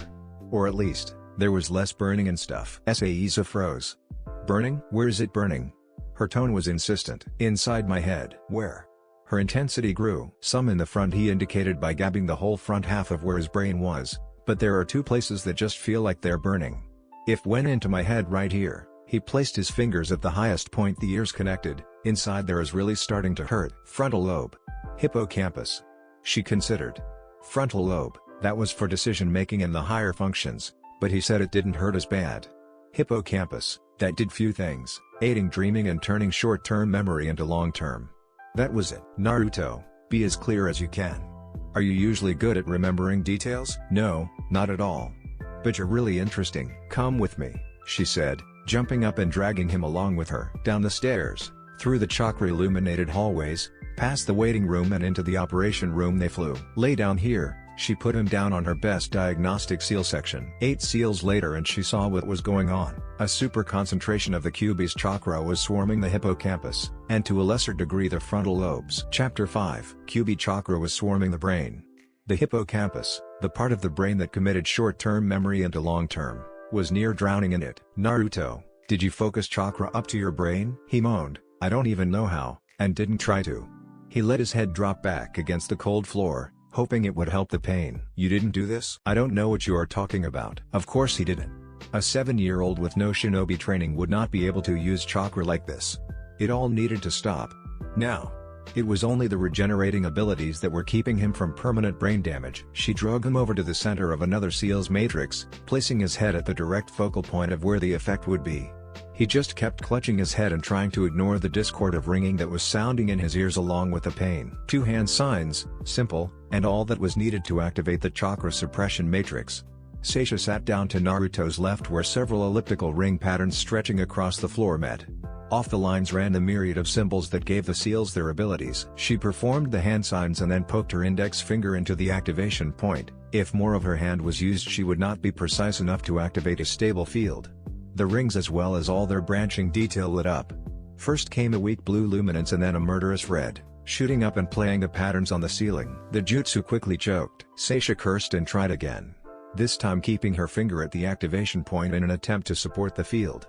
Again, the blue light flickered up on the markings, even weaker this time, and was then overtaken as the Kyuubi's chakra fought back with an upsurge. Naruto's body jerked with the overload, chakra causing the neurons all over his brain to storm.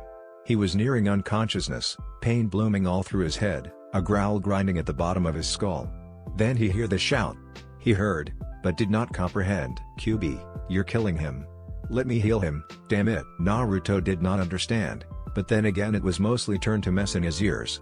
He did focus on the relief that came 18 seconds later, letting it wash over him, trying to immerse himself in it. It worked. He slipped unconscious. Seisha raised a charred left index finger. She had permanently lost the tip, everything past the last knuckle. All of the hair along that arm, however light and little it had been, was singed with trails of smoke drifting away. The muscles and tendons bemoaned every attempt to have them move. She stared at the boy for a moment, and then began performing analyzes jutsus for her arm. The hand signs hardly formed the chakra correctly enough to operate, but in the end she didn't need the unclear results to know what happened. It was, what, 4th degree chakra burns. She worked on healing her arm's motor function first. Then, when she reached her finger, the jutsu knocked the ashes that had been the end of her finger off, exposing the fried tissue up to the knuckle. A chakra scalpel and a lost fingertip ladder, and she was sealing the wound shut. When the hurried job was finished, she drugged Naruto to her best neurological operating seal set and began the process of healing whatever she could, glad that there was anything left between his ears. Oh, drip, drip, drip. Naruto heard the dripping of water to water. It seemed slower than the last time he remembered. His head didn't hurt. In fact, he couldn't feel it at all. That was strange. And then there was the fact that this place made him uneasy. Why? He decided to rub his arms together for warmth in the cold dungeon atmosphere. He sat up and considered opening his eyes. It wouldn't make a difference, so he did. What he could see. It was a bit surreal, and the world lacked vibrance of color in some places and over-vibrance in others, but it was a real step up. He rubbed his eyes, but that only made the image squish a bit differently. He stretched his arms and stood. It was like his eyes forgot to see while he stood up, but continued their job once he was standing. That was really strange. Then he heard the voice, with only the strength of a whisper, speaking to him, sounding as though it was reaching across a mist-covered lake. "Weak," it said. Naruto scoffed. "You don't sound too well yourself." That's when ringing sounds appeared in one ear. "Ow. What's that?" "It's because you're weak." Now he could tell the voice was echoing up from behind him. It almost seemed like it took time to reach him. Naruto thought about turning around, and took the step required, but the fact that his eyes still made look like he hadn't turned, his other senses did, and the ringing in his ears began changing sides. It will all caused him to fall.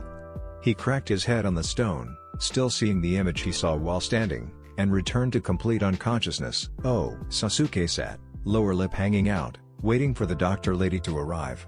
He slouched with his back against the wall near his home's entrance, fiddling with one of his sandals. It had been 45 minutes that he had been stuck there. Today was his morning for the Sharingan, and she was late. This was normal, and so Sasuke figured he had a right to pout.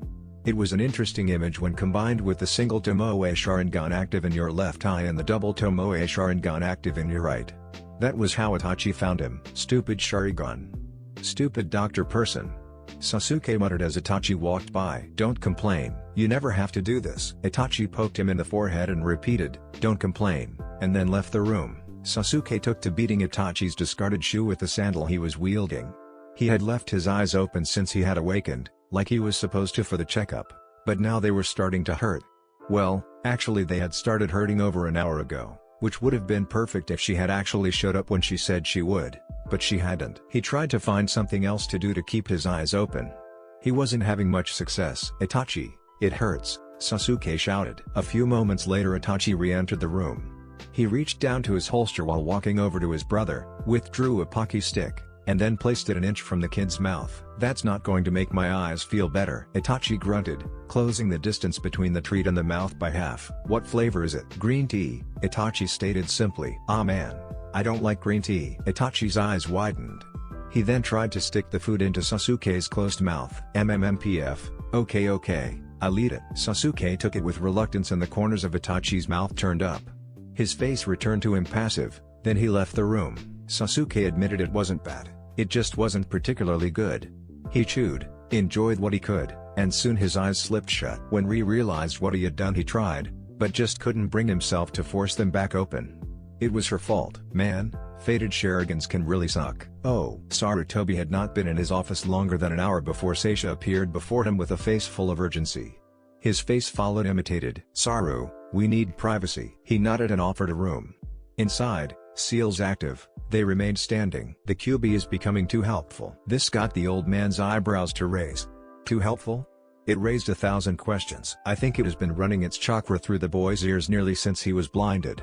It's similar to the way the Inuzuka have been doing for their noses, except demon chakra is none too friendly in high potencies. I see how that can be bad.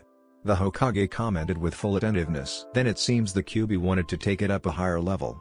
When I was teaching Naruto abstract things and word definitions and logic, it seems the QB poured chakra onto the part of Naruto's brain that handles committing things to memory, until it started burning the region. Sarutobi couldn't help but wonder why she smelt of burned hair. That part was bad.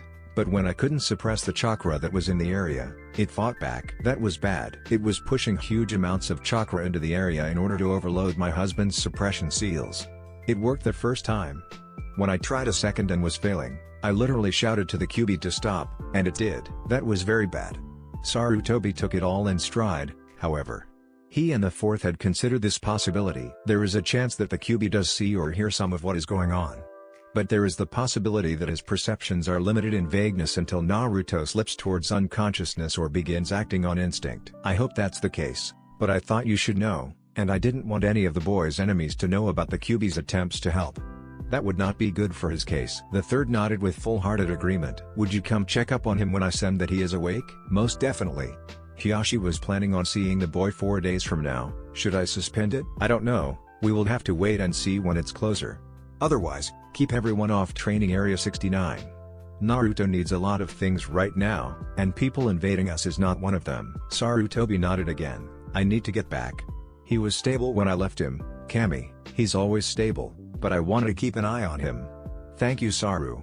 And with no further ceremony she exited the room and puffed in proper ninja fashion. Oh, it had been 20 hours since Hyuga Mosaku had slept, which should not normally be an issue with ninja, but he had always had problems whenever his regular sleep cycle was interrupted. He had been sent back to the Hyuga compound by Sisha several hours ago, but Hiyashi had not yet risen from his sleep. It would be bad form for him to sleep before reporting. Besides, he probably would forget some of the details in his sleep. He had a tendency to do that. Which is why he would never want to test for Jonin. He had too many mental quirks to be reliable enough for that title. Strange then, that Neji-san would like him so much. The boy was bound to be an excelling ninja. Mosaku only hoped it would last. It was also important that he do this task right, because he only needed a failure or two more to prove to Hiyashi-sama his incompetence, something the leader had become less and less tolerating of both since his wife died and since the Hyuga clan had become the dominant clan of Konoha. And that was why he slouched there waiting and pinching himself as much for entertainment as to keep awake. Fortunately for his sanity, Hiyashi arrived not much later. What do you have to report? Mosaku jumped up and bowed. Odd, how Hiyashi asked the question before the bow. He had always demanded the sign of respect before in the past. Seisha-sama sent me away this morning before the boy awoke, however. He launched into the details. In the room just beyond, Hinata resisted the urge to place her ear against the wall. Her father had no qualms about using the Byakugan if he had a suspicion. It would look very bad for her to be spying on him. It was not fitting behavior for the heir of a proud clan to be sneaking around. Nothing but walking tall would do. The boy was below her, or something like that would be what the Council of Elders would say. In any case, it took all her will. She stood, pressing her index fingers together, straining her hearing in the chance that she would yet catch a phrase. A few moments later the door slid open and she watched Mosaku walk out, trying his hardest to be graceful, mumbling, "Yeah, the bed sounds really good." In that moment Hinata felt a bit of a connection with the man. She walked through a second later. She was startled with a squeak at the appearance of her father's Byakugan actively tracking her. She tried to mumble something, an explanation, an apology. None of it came out. "You did not sleep well." It was a statement. Hinata shook her head. "Sit." He indicated a place with a gentle hand while deactivating his blood limit. She quickly took steps over and sat. She was promptly brought breakfast, but did not touch her food. She was trying to work up the nerve, but how would her father react? She didn't want to fail him by asking. She didn't want to disappoint him, but she had to ask. That boy had been so different than what she knew of the world. HW stood out like a patch of sun-soaked grass in a black and white painting. Oh no, she felt shame wash over her for the stutter. "Naruto is in good hands. He has made it and will be cared for," Hiyashi said simply. What Hinata did next surprised him. She looked him in the eyes and gave a big smile. It was strange for the man to see her daughter look him in the eyes, and it was strange to see a smile that looked like it belonged to Naruto being made with her features. As soon as he saw it had appeared, his little girl looked down again and hid her face with her bangs. It was quiet for a while longer. Hiyashi could tell something was still working inside her head, trying to get out. She tried to look back up at him, to look him in the eyes again. But she couldn't quite make it a second time. Still she pointed to her eyes, cringed in fear of the response, and asked what she had been dreading. His eyes, are they? He has lost them along with his vision. Her cringe strengthened and she put her hand over her mouth and returned hiding behind her bangs. Oh, she finally said. They spent the remainder of the meal with Hiyashi eating and considering and Hinata looking down and steeping in sadness, her food untouched. It looked like she wasn't going to be able to stomach lunch either. When Hiyashi had finished he simply said, "Hinata, it is time for training." She looked at him with surprise. This was not when she would normally train, it was when she would study. She said nothing and followed him to the grounds, trying not to think of it as a poor turn of events. Oh, Seisha stood in the study, looking through records. Hippocampus, it had to do more, she just couldn't remember all the details. She removed medical scroll H from the shelf and unrolled the long matrix of scrolls storing seals. She unsealed a few and checked them, then cursed. They were organized H topics and not by H body part. She stowed them all away and continued her search. In a quarter of an hour she found what she was looking for. The information was thin. It apparently could have some function in smell, and very likely had function in spatial awareness, but it most definitely was involvement in short-term to long-term memory acquisition. Those all applied to what Naruto was trying to do to recover. So the Kyuubi was trying to aid its container in recovering from the loss of sight. It must truly fear Naruto's death, and was ignorant of how his chakra would affect the boy. Otherwise, it probably would not have set his brain to scramble. Was the Kyuubi prone to being over-enthusiastic? She did not think the other Baijus she had encountered were ignorant. From what Seisha could tell, in order for the demon to have any noticeable effect its chakra would have to overpower all of Naruto's own in the region and then some. Yeah, that was dangerous. So maybe he was a bit over-enthusiastic. Could that be turned from its brain-scrambling tendencies to something good? She would need to talk to Shiki. If she couldn't learn more on the hippocampus then she was going to need to review her list of mental disorders, seeing as it was very likely the boy will have picked up a few after this. Oh, evening set in and the grasshoppers began their orchestrations amongst the flowers. Konoha could look forward to waking up without the hangovers they had acquired from the previous night's celebration and morning. The sky was near cloudless and the stars displayed their glory. Wind touched the fields in training area 69 as the air cooled and a shout traveled from the guest room. I am so bored. Chapter 6. Evening set in and the grasshoppers began their orchestrations amongst the flowers. Konoha could look forward to waking up without the hangovers they had acquired from the previous night's celebration and morning. The sky was near cloudless and the stars displayed their glory. Wind touched the fields in training area 69 as the air cooled and a shout traveled from the guest room. I am so bored. Seisha was busy with dinner, fixing extra in the hope that Naruto would wake despite her serious doubts.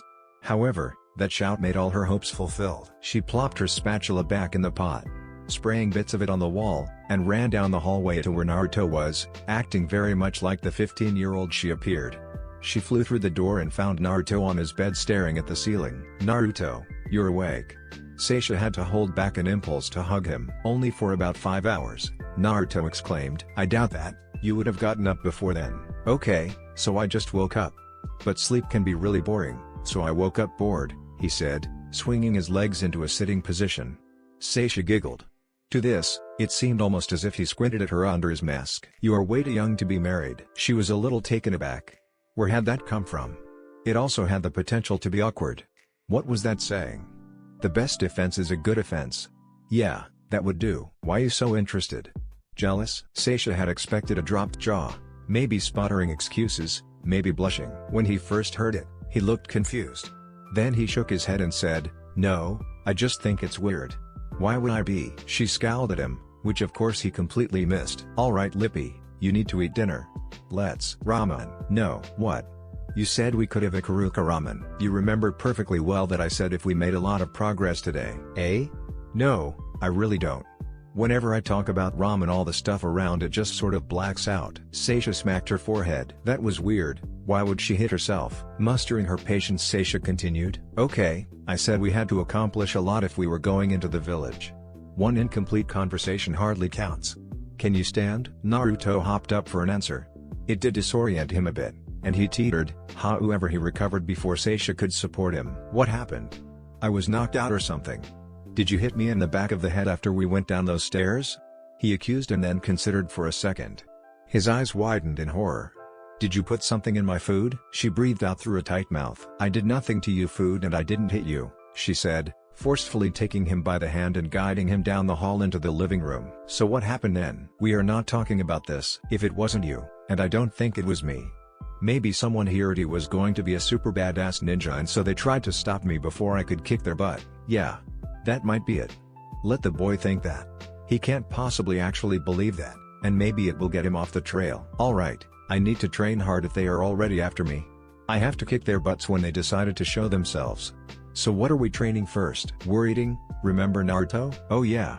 I'm starved. You have been for a long time, Seisha mumbled, thinking of his poor bones. Naruto scratched the back of his head. What did you say? She just ignored him and finished guiding him to their table in the kitchen. Wow, that smells good. Thank you, Seisha said with a full smile. Stick out your tongue. What? Not that again. It wasn't a pout, it was a whine. Big difference. At least to Seisha. Knock it off boy, she said with over-strictness in her voice. Naruto replied by sticking out his tongue and making a face that said he would rather be anywhere but here. Seisha tapped it with her index, the other one, the one she used last time had been charred off at the tip, and returned to cooking. After 10 minutes of waiting impatiently, Naruto copied himself. I am so bored. How long are you going to make me sniff this stuff and not eat? It sounded a lot louder when he shouted right behind you. But, at least he was pouting this time instead of whining. Much better. I am working it to perfection, you must not complain, she said dutifully as she dropped 5 complete butts worth of peeled garlic into the pot. Of course, Naruto didn't smell this. The food was served and Naruto dug in. Seisha wanted the strength to keep her genjutsu up for Kami knows how many bowls the child would go through. So, she applied a weak genjutsu to herself and ate with him this time. Fortunately this time was a lot easier for her. Naruto had no reservations about the food and was eating it so fast it barely touched his tongue. He even accelerated after the first bowl. 5 bowls would be his stopping point today, which was a good thing because she hadn't made but 6.5 bowls worth, she realized as she finished hers. So, now are we going to train? Naruto, I am so tired. How about I put you under a sleeping jutsu and we will train in the morning? But sleeping is so boring the. Don't. Seisha signed a sigh of relief. He probably did still need sleep to heal his brain, so she wasn't just manipulating him for her convenience. Still, she got quite a satisfied shark-like smile as she moved him back to his bed. I can understand why some of the villagers don't like him if they can use genjutsu, she mused. Tucked away, she went through all the hand seals thoroughly, making up for the imbalance of a lost fingertip, and pushed a massive amount of her chakra into the second sleeping jutsu. That should lock him away till I release him tomorrow. Then she sighed, even more drained, and returned happily to her bed. Oh, Kiba prowled behind his mother as they walked home. He carried a half smirk and his eyes would dart from side to side at intervals. Then he would sniff the air. Awareness training was fun. The sun had set a few hours ago and while they were in town having a family night out, he and his mother and sister had gone to eat barbecue and discuss one of the biggest moments of your young lives, as his mother had said. It was finally time. His mother was being given enough time away from missions, at her request, to allow Kuromaru to have a litter. That would mean Kiba could finally have a partner. He was thrilled, but not half as thrilled as his sister. She should have had her own dog for over 2 years. Tsume had even taken her out of the academy for last year because she still hadn't had a partner. This was also to try and pressure the powers that be enough to give her the time off required.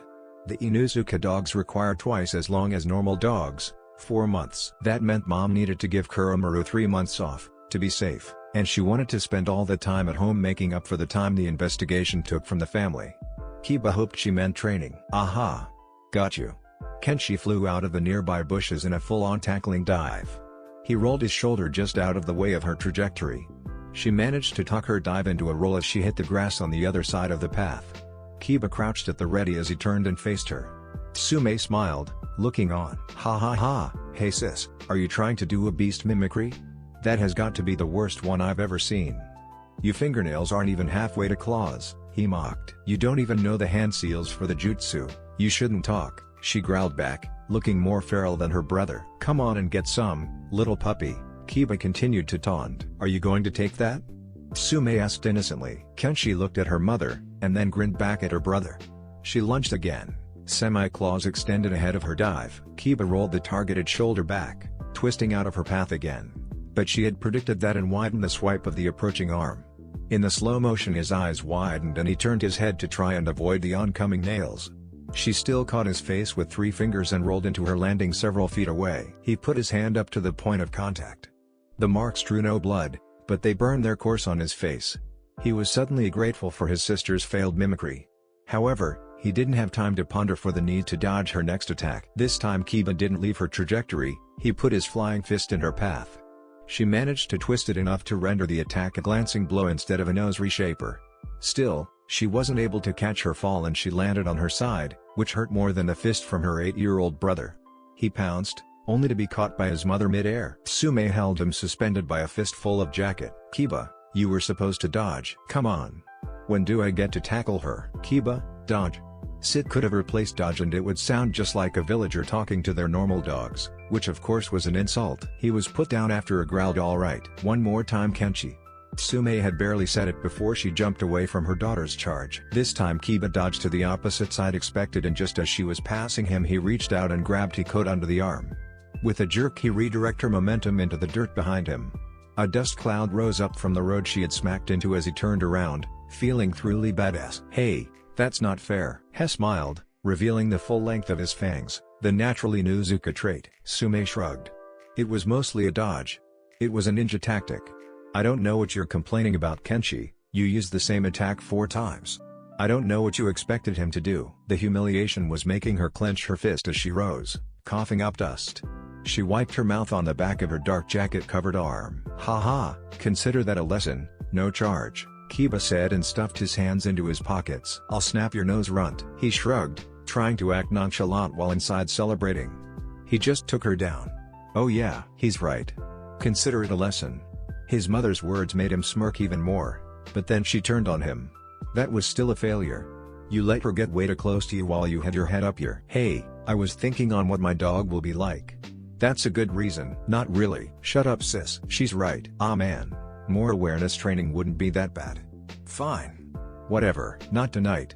We need to go over the pedigrees and see the options Kuromaru has. Kenshi lit up as her beast mimicry faded.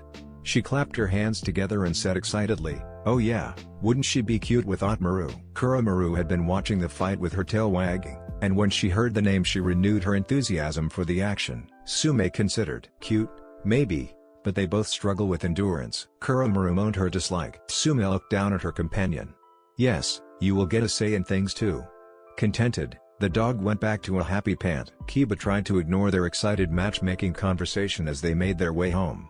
He was just ready to have one of his own, he along with several other Inuzuka Academy students from the other families. They had all been waiting on Kuromaru's puppies for too long. The breeding program demanded no otherwise there would be too much potential for inbreeding a few generations down the road. So yeah, Kiba was very excited. Just about the puppy. Not the matchmaking. Oh, wake up, Naruto shouted, pounding on the bedroom door. It had taken him some time to realize that he was previously pounding on a closet door, but he soon corrected the error and returned to making a thorough ruckus. Seisha rolled in her bed, sheets all a twisted mess. Wake up Seisha-chan. She had been ignoring him for 15 minutes. The first 10 had been easier, but since he decided to pound on her door it was becoming more difficult. Naruto had been pushed to the limit of his patience, and then some, which was about 5 minutes. He stopped for a moment to think, since what he was doing was obviously not working. Seisha thanked the gods and prayed he had actually given up. Then another extra enthusiastic pound made her cringe. Oi! There is a poor starving blind child out here and you're just going to leave him all alone? You She finally broke. Naruto giggled and tucked his arms in a celebratory yes. Seisha snapped up to a sitting position and looked out the window. It wasn't even dawn. Okay, that was a bit scary, Naruto thought as he took a step back. She could kill him, that's what she would do. No, that was too fast. She could run a rope between his legs and use jutsu to jerk it back and forth while she held him in place. Yeah, that would be good. That might give him an idea of what he was putting her through. But wait, that might be too permanent. So what about? Unless. Perfect. So very perfect. Good morning Naruto, she yelled in an overwhelmingly cheery voice. Hey, good morning? Naruto was a bit unsure, but she sounded nice enough. Some shuffling noises later and she came out and ruffled his hair. He smiled up at her, full and innocent. Oh, that is going to make this so much more satisfying. Seisha thought. So what are you doing up so early? It's about 5 a.m. Seisha sounded so innocent herself. I'm ready for training.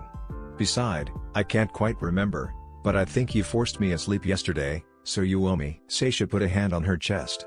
I would never do that. You must have had some strange dreams. Oh, okay. Anyway, I couldn't sleep, so I figured I should train. But you said you were starving, right? Yeah. I could eat anything. Really? Okay, but I think I will just make the usual. Naruto could not see the evil grin. That sounds good. You're a pretty good cook, you know that. Was he trying to make this more fun for me? Seisha thought as she guided him to the kitchen. 30 minutes later and Naruto was drooling and sniffing what he thought was the smell of her cooking. Alright, serve some of that up, he shouted. Sure, it was said too sweetly. Seisha placed the bowl in front of him. Do I need to stick my tongue out? Seisha was pleasantly surprised by the fact that HW thought while the food sat there tempting him. No, don't worry about it this time. He nodded and with an itadakimasu picked up the bowl. For Seisha, it felt like time slowed. Every inch closer he came to pouring it down his throat. Her smile spread an inch wider, to very unnatural proportions. As soon as the substance hit his tongue she released the olfactory genjutsu. The smell and the taste hit him at the same time. His reaction was a violent convulsion, spewing and dropping the bowl in his lap. Remember how much garlic the recipe called for? Naruto couldn't even taste it. He trembled while Seisha casually tapped her tongue and began eating. Naruto was frozen, unable to act or move, the overwhelming nasty drowning out even his mind's ability to command his muscles. After the stuff had been off his tongue for long enough and his body regained that ability, he promptly threw up all the stomach acid he had accumulated during the night. For Seisha, she could not even smell the vomit. She had her olfactory and taste genjutsus on high chakra. It all was so delicious. It took 6 minutes before he could stop his dry heaving and speak. Wah. What was that? What you've been eating these last few meals? No way. I think my tongue might have all its skin melted off for some things. No way. See what happens when you make my life hard. She finished the last of hers off and rinsed the bowl in the sink, and then ran warm water in a large bowl and added soap. She put a rag into it and handed it to the blind boy. Here's your training. It works on both location via smell and spatial awareness, as well as common sense. Clean it all up, especially the soup. When you are done, you can call me. If you have not cleaned every drop and smear, I will tie you to a chair and force feed you at least 2 bowls. Then, because you obviously would not have learned the point of the training, I will spill a 3rd bowl on the floor and walls by swinging it around and you will be forced to clean that. Fail again, and it gets worse. Do not call me for at least another 2 hours, or the same will happen even if it's all clean. Am I clear? She didn't wait for a response. Good. Boo, but how do I know if 2 hours have passed? I can't even read a clock. Tracking time in your head is also training, so train. Better err on the side of waiting too long. Good night, I am returning to bed. With that she left. Naruto just tremored. Oh. When Seisha stepped into the kitchen her eyes filled with delight. It was perfect, not a nasty drop remained. He had even cleaned the pot she had used to cook in. And gotten rid of the contents. Smart. She had felt a little guilt for it all when she woke up, but that quickly passed. The only problem was, he was nowhere around. She performed a few hand seals and released a detection jutsu tuned to him. He wasn't anywhere in 100 meters, 300 feet. Now she felt a bit more guilt. Did he think she had abandoned him? That she had turned her back on him? Or rejected him? Sprinting out the door she began recasting the jutsu at 50-meter intervals. Where had he gone? Ichiraku? She wouldn't blame him after he had to taste her meal. But then again, he was blind, and she didn't imagine many villagers offering him a hand, or regaining his appetite so soon. Or was he going to go to the Hokage to tell him that he was stuck with a madwoman? Of course, Sarutobi already knew that. That was why he made sure that the Horizons would not be the boy's only influence. And there was the fact that he was blind. The jutsu returned positive, only needing to use it 5 times. She read his direction and slowed to a ninja stealth when she neared. Naruto stood, punching a tree. Seisha thought the boy was mad, but when he got winded, he stopped and panted with a smile. Then he started kicking the tree. And then stopped and panted. Rinse and repeat. Hey Naruto. Seisha greeted. The boy cringed. What? I did the best I could, please don't make me try again. All stumbled out of his mouth as he raised his palms in defense. No, you did great. Naruto relaxed and smiled at her. Great. So what training are we doing now, Seisha-chan? He doesn't even hardly care. Seisha was impressed. What are you doing out here? Training. I figure a ninja needs to punch hard, and trees are hard. Okay. Oh hey, I forgot to call you. Then he cringed again. Has it been 2 hours? It's been 4. Naruto relaxed. Sweet. So what are we going to do now? Bend your arm. He did. How do you know your arm is bent? Because it is. Well, how? You can't see it. You're not touching it with your other hand to figure it out. How? Naruto puzzled on this for a while before shouting, you know, why don't you tell me? It was Seisha's turn to cringe. Hey boy, not so loud. It's called proprioception. It's basically self-awareness. It's an extra sense. Why not just call it self-awareness? Okay, we will. This sense lets you know where your body is. I just thought you should be aware of it. Considering you lost a sense, you need to know how to use the ones you still have. Okay. He seemed to sink. No sulking. A badass ninja doesn't sulk, she snipped. Right. Do I have any more senses I don't know about? Yep. Vestibular sense. It informs you of balance and acceleration, Seisha said, moving to place a hand on his shoulder.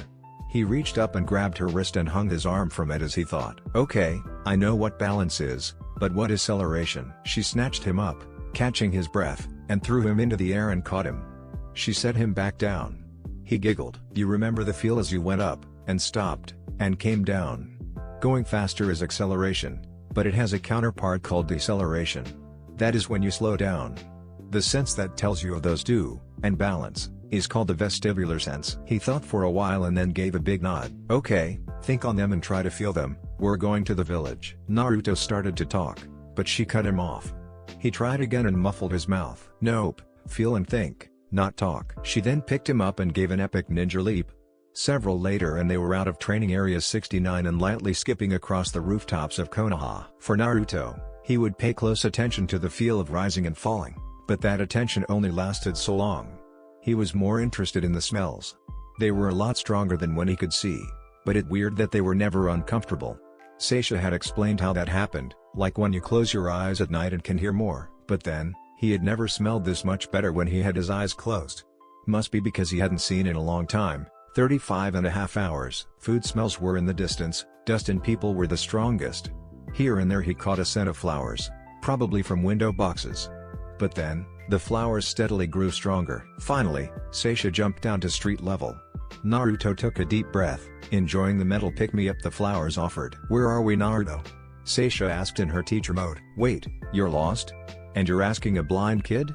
Naruto scoffed. No, I'm not lost. Haijushi was cut off by Naruto's giggles. No, he said between laughs. I could tell, because he.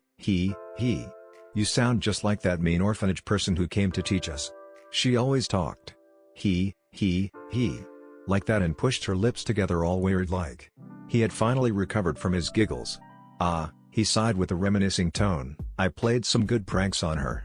He thought for a moment. And then she would always push her lips together harder like she was trying to break them. She was weird. Seisha decided to ignore all that. She went back to the conversational tone she had used with him previously. So much for more expression in her voice. So, where are we? The flower shop, Naruto said while taking another drag off the atmosphere. You're really enjoying this, aren't you? Yeah, he said, sounding lightheaded. So why are we here? I have some flowers to give to the wait. Do you know which flower shop we're at? The flower shop. At least, the only one worth remembering. Sometimes after the other kids were really mean to me I'd come here and look at the flowers from across the street. They looked so pretty and stuff. His mood sunk considerably. She did not prod him out of it like last time, but let him sit in it for a moment. Okay, so you still haven't told me what shop it was. Yamanaka's, the only one worth remembering. Okay, I get it. It's the only one worth remembering. We are here because I have some flowers to give them. Rare kinds Shiki and I collect on our travels, as well as ones we sealed this spring so they could offer them all year. That's cool. No wonder it's the only one worth remembering. Naruto clung to her as they moved to the shop's entrance. Seisha pulled the entrance bell. He listened to the squeak of the screen door as they stepped through. Ino sat on the stool at the counter swinging her legs when they entered. Without looking up she launched into the standard greeting. Welcome to Yamanaka's flower shop. How can we make your bouquet of dreams? She marked her place in the magazine she was looking at. When she looked up and recognized who arrived she jumped from behind the counter and bowed. Welcome, Seisha-sama. The girl's words were formal like her mother had always been when talking to the odd girl, but Ino was comfortable in tone. Good to see you, Ino-san, Seisha said with mock formality and messed the girl's hair. This disgruntled her very much and she worked to realign her straight blonde locks. So what do you have today? she asked once recovered from her disgruntled state, sounding like any other kid would in candy store. Dewberry blooms, eastern red bud, ghost flower. Ino jumped in excitement, causing her hair to play across her shoulders. Snowflake and bluebell. Of course, we can keep any of them sealed if you want to do a blowout sometime. Ino put a finger to her lips and thought, no, usually we will get better business because people come here to get something unique. Having a sale on lots of one kind of flower really doesn't help that, you know the business. So where's your mother? She is in the back having an early lunch. She eyed Naruto, and then his bandages. Naruto, do you remember Ino? Yeah, I remember her. She has shoulder-long hair and it's like mine, but really shiny. Green eyes. Really cute. He sounded like he was listing off grocery items. Ino blushed and looked down. It seems you remember her, right? That's the girl standing in front of me. She blushed deeper. So Ino, what's your favorite flower of the ones I brought? Definitely ghost flower. I love all the little dots that show up on the inside, may I ask? She pointed at Naruto's bandages. Maybe. Naruto, do you feel like telling anyone about it? Naruto clung closer to Seisha and shook his head. Well then, Ino, not right now. The girl still looked intensely curious. Would you go get your mother? With reluctance she nodded and headed to the back into the Yamanaka home. Then there was some shouting and the sound of a plate being knocked to the floor. After the sounds died down, Ino peeked out around the door and opened it slowly. She had her eyes on her toes and arms behind her back in a bashful manner. Mommy says that you can stay, Seisha-sama, but Uzumaki has to stay outside. She won't come out otherwise. She really did look shameful. It's not your fault, dear. Naruto, stay here. Yes, inside the flower shop. Ino, would you excuse me? Seisha said as she detached Naruto from her side and walked toward the doorway.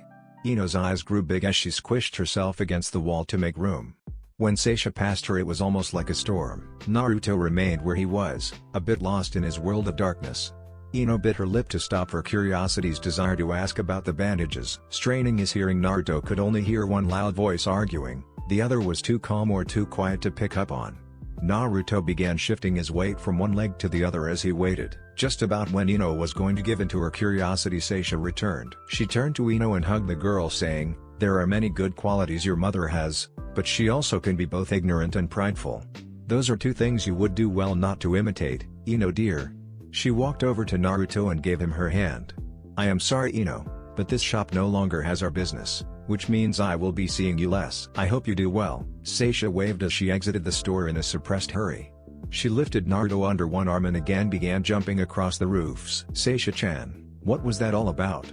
Naruto asked after forever. 45 seconds. Ino's mother thought kicking you out of the store was more valuable than all the services I offer her. Naruto thought she definitely sounded more angry than she was this morning. It was weird, having someone mad for him instead of the normal way around. Don't worry about it. That stuff happens all the time. I will worry about whatever I want to. Seisha replied sharply, leaving no room for discussion. Not that Naruto wanted any. He was feeling a bit nauseous from the intensity of the jumps. Seisha took a little extra time finding the part of the district she was aiming for. She needed to cool off, having that ignorant fool yell at her in her face, acting like she knew so much more than the woman who was several centuries older she was yelling at. It all got blood to boil. She had been rubbed the wrong way enough today. If someone did that to her again, maybe homicide. She had an idea. Stopping on the next rooftop, she placed Naruto down. Then she performed a henge, turning herself into a rather rough, unshaven man in dark robes. With red eyes, a nice little addition she had seen Kurana use to her advantage. Another jutsu later and she had a voice to match. I have changed my appearance, Naruto, so I can bully people around a little better. Civilians don't really respect a 15-year-old girl from a clan they have never heard of. Whoa. You sound like Itachi. You really have to teach me that sometime. She wrapped her arm back around him and jumped to street level, took a deep breath, focused on the air passing through her lips, and then walked to the first store. 3 stores later she was clenching her fist. She had managed to let the first 2 live and not even say anything, hoping to find more luck else. The old man in the third had gotten a tiny piece of her mind, but he was still too stubborn. No reason to give him any business. On top of all that, Naruto was cowering and sinking due to all the slander that had been thrown at him in the last 20 minutes. So now it was on to the 4th. Can we go eat? I didn't get breakfast and I don't really want to be here and stuff. No, Naruto, your shirt is full of slashes. You need to get it replaced. He followed her reluctantly, clinging. He never had trouble running into people, they all stayed well out of his way. This next and last, it was going to be the last, place looked a bit run down. So maybe they were desperate enough for business that there would be less resistance. They stepped in and Naruto smelled the mingling of used cloths and washing detergent in the air. A middle-aged woman with plenty of scowl lines walked over to see who had stepped in. She immediately started to protest. As soon as Seisha saw the expressions on her face, she reached out and grabbed that face with her left hand and pulled it an inch from her own. "Are you going to deny me your service?" Cue the red eyes glowing subtly. The woman sputtered. "You see, I'm in a bad mood. Some might say, a murderous mood." Cue Seisha swinging a kunai by the loop in the handle. "I have this problem I think you can help me with." Her breath from the force of the words blew across the other girl's face, making her eyes squint. "The problem is, every store throws me out for some strange reason. Would you know what that is?" The woman turned her head down to Naruto. Seisha jerked it back and began swinging the kunai faster. "Would you know what that reason is?" she asked with massive intensity. The woman hesitantly shook her head. "Ah, good, someone I can understand. I thought those others were being unreasonable. But you are reasonable.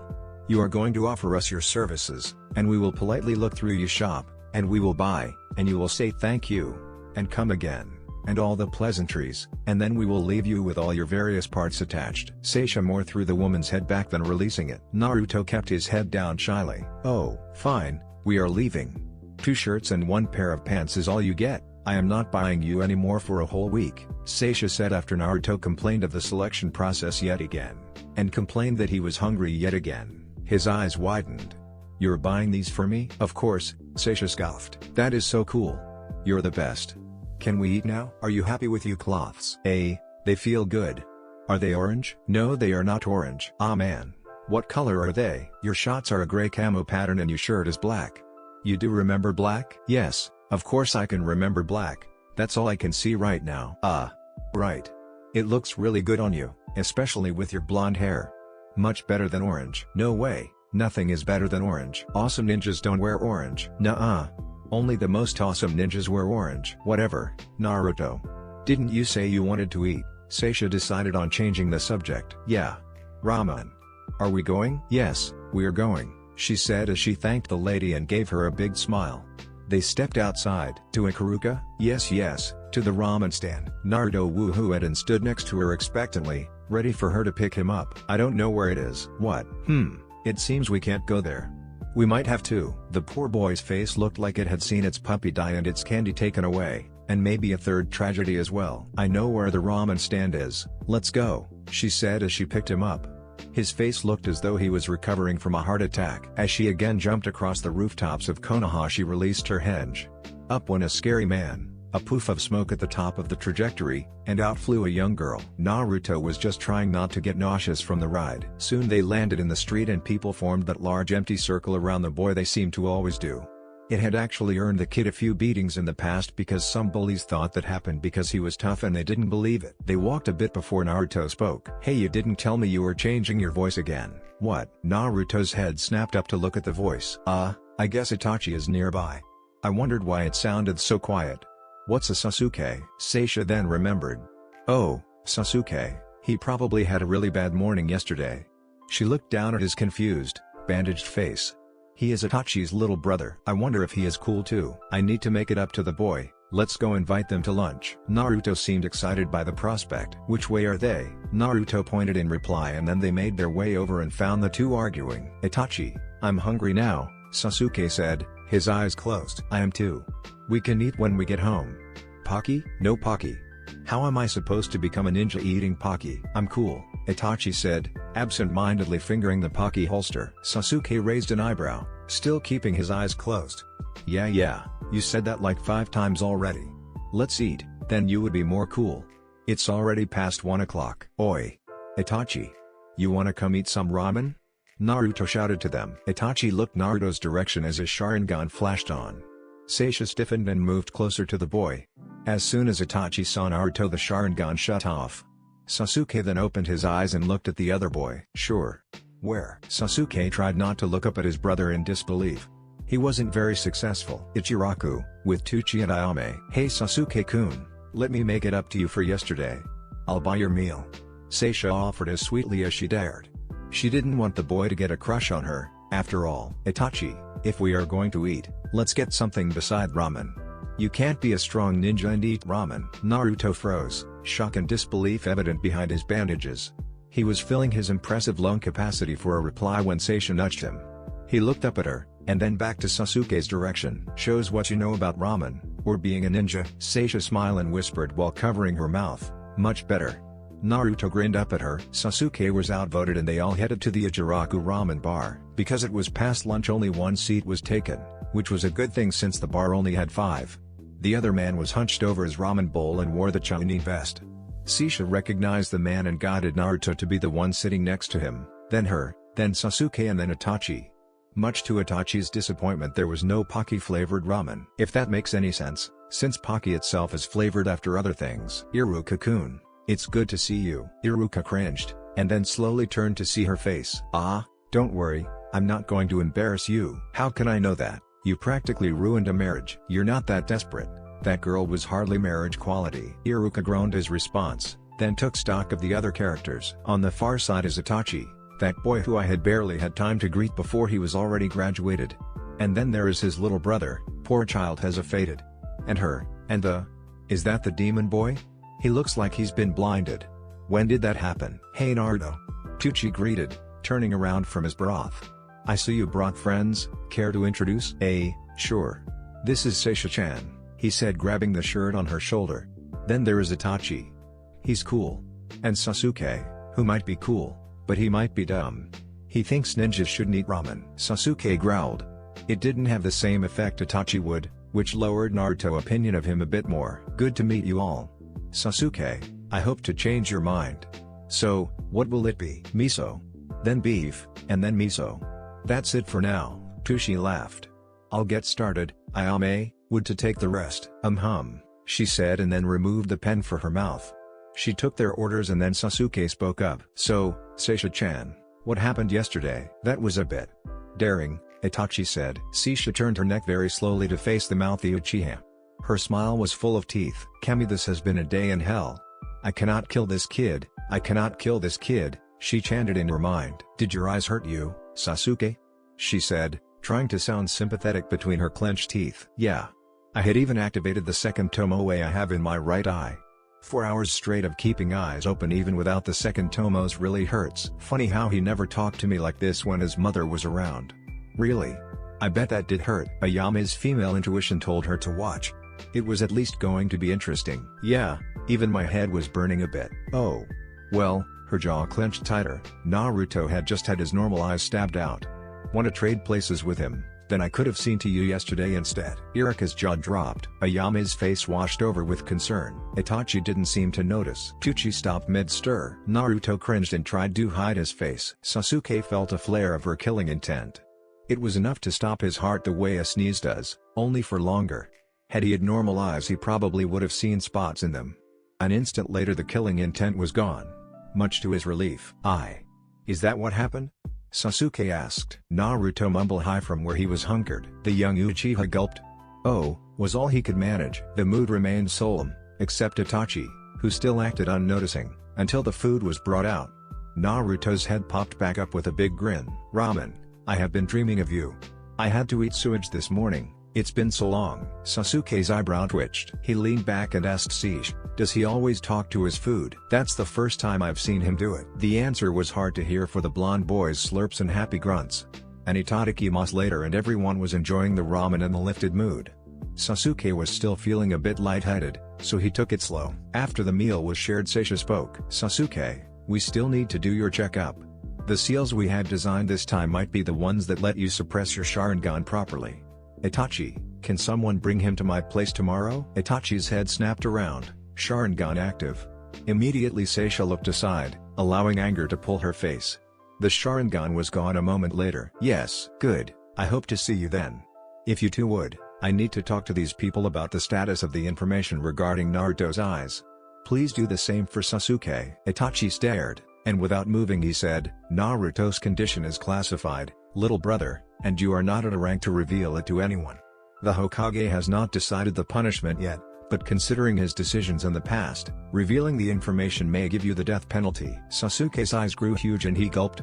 Naruto just seemed confused. The two had not gotten the reference to the law on revealing the QB, but everyone else did. And it was probably true. With that, Itachi paid for himself, stood, and left. Sasuke remembered that the intimidating doctor lady was paying for him, so he jumped off his stool and followed. He did not close his eyes the whole way home like he normally would have. He kept them open and kept looking back the way they came, thinking on just who, what, and why. "I told you, don't complain," Itachi said simply as he left down the hall to his room. When they were gone, Seisha turned back to Tuchi and Ayame. "He is right, though I would have put it differently. You cannot talk about it, not yet." She then turned to the scarred Chunin. "Iruka, you and I need to have a discussion later. It may even be a few months from now, but I want you to be thinking about it and just how you are going to respond. Keep an open heart." She placed the money for the 2 bowls Sasuke had eaten, the single she had eaten, and the 6 Naruto had performed his vanishing act on. That was cryptic, Iruka thought. "Naruto, we need to go home and train," she said, mustering enthusiasm. "All right." Iruka raised a curious brow. With that, Seisha picked the boy up and jumped to the nearest rooftop, where Naruto promptly squirmed out from her arms. "What are you doing?" She was trying not to lose her overstretched patience. That kind of makes me want to throw up. After this morning, I would like to keep my food in." "Right." So they walked across the rooftops of Konoha, taking much more time. Seisha thought, "I've got to get this boy so he can jump for himself. Shiki, you better be a lifetime's worth of clever when you try and help this boy get his independence back. He needs it. I don't know what depends on it. It may only be his hope and sanity, but it could be much more. He needs it." Chapter 7. Naruto was doing training, which so far had consisted of house chores. That was the same training he had done yesterday when he came back from town. Yesterday complaining had not hardly crossed his mind. She stood up many times for him that day and he understood the reasoning for making him do chores. Today, however, those same reasons were wearing thin for Naruto. Sure, in theory knowing how to navigate the house and work blinded was really important, but how was doing laundry going to make him badass? But at least he could take a break when Itachi's little brother showed up, and maybe Itachi himself. Naruto giggled as he pulled out another clothing item from the dryer. Even though he didn't like people knowing he was assaulted and lost his eyes, he still thought it was hilarious looking back how Seisha-chan had torn into the younger Uchiha. What was he thinking about before? Oh yeah, laundry sucked. Ah man, I don't want to be thinking on that. Why did I have to come back to? He smacked his head on the half-open door. Okay, so there was no way he was going to become an awesome ninja if he couldn't do laundry. But still, Naruto's ears informed him of someone entering the house. Are they already here? Weren't they supposed to come like, an hour later? Unless I lost track of time again. Seisha is right about a lot of things, I need to learn to keep track of time. He thought grudgingly. Naruto could hear it wasn't the Uchiha brothers, Shiki was home. Naruto dropped the blouse he was folding and made his hurried way to the living room. Hey Naruto-kun, Shiki greeted with warmth. Are you done already? You were only in there 5 minutes. Seisha knew it could easily be done in 2, but this was Naruto. Oh no. Not yet, I wanted to say hi to Shiki-chan. Seisha pointed her finger, a useless gesture, and ordered him back in the room. He scurried back like a properly whipped puppy. You can't just stop in the middle of a mission if you're a shinobi, Seisha shouted after him. Okay, I get it, he shouted back. Stupid laundry. When Naruto came out 7 minutes later, he heard the sound of people working with scrolls and Shiki talking about ceiling matrices and suppressed chakra variants. He tried to set himself quietly on the couch, but Seisha caught him before his butt touched. Mopping. This time it was mopping. Stupid mopping. Stupid Sharingan. Faded Sharingan, that is. Itachi had a real Sharingan, not this faded crap everyone else had. That's why he was so awesome, even in Anbu at 13. People said he was a genius, even for having a real Sharingan, but Sasuke doubted it. He could be just as awesome as his brother if he had a real one too. It wasn't fair, but then neither is getting your eyes stabbed out. Sasuke settled on not complaining, for now. He and Itachi strolled across the grass of Training Area 69. Sasuke was a bit surprised his brother had offered to take him himself. After all, the Jonin had Anbu duties. Still, it was cool, and if the Sharingan suppression actually worked this time, Itachi might be really helpful in having Sasuke adjust to normal eyes. Sure, all the other people at the house they were going to add normal eyes, except for that blonde kid, that is, but they didn't understand the differences between normal vision and the Sharingan the same way an actual user did. Sasuke stumbled on a rock. Itachi. You're supposed to warn me. Sasuke had been walking with his eyes closed, like normal. Maybe you should open your eyes, little brother. I want to use the regular eyes as long as I can when I get them. They will not hurt you like your Sharingan does, Itachi said, observing the boy as he got back up and spat out fresh dirt. How do you know? I've never looked with them before. They might. True. Itachi had to ponder this with Pocky. Sasuke shook his head and clung to his brother's cloths. He managed to follow without further incident. Unlike her, they were going to arrive 5 minutes early. He had never been to her home before, so he opened his eyes when Itachi announced they were near. What he saw first was the field of flowers dominated by yellow and white blooms, and then as the trees parted he could see the 3 buildings that made up the center of Training Area 69. They were placed in a triangle with all but the home's main entrance facing inward. The largest of the buildings was a fairly spectacular greenhouse. The second may have been a dojo, or a study, or something of the like, but it was impossible to tell from the outside. The third and smallest was the house, and that's where they were going. Sasuke figured that if he went to all the work of keeping his eyes closed on the way here, it would not be a good representation of his actions if the doctor lady were to first see him with his eyes open, so he closed them again. They took off their sandals as Itachi announced their arrival with a knock. Sasuke could not remember his voice that well, but he assumed it was Shiki-sama who greeted them at the door. "Come in, Itachi-kun, Sasuke-kun. Seisha and I are finishing the last of the modifiers on the suppression canceller arc of the seal, so it should only be another 20 minutes.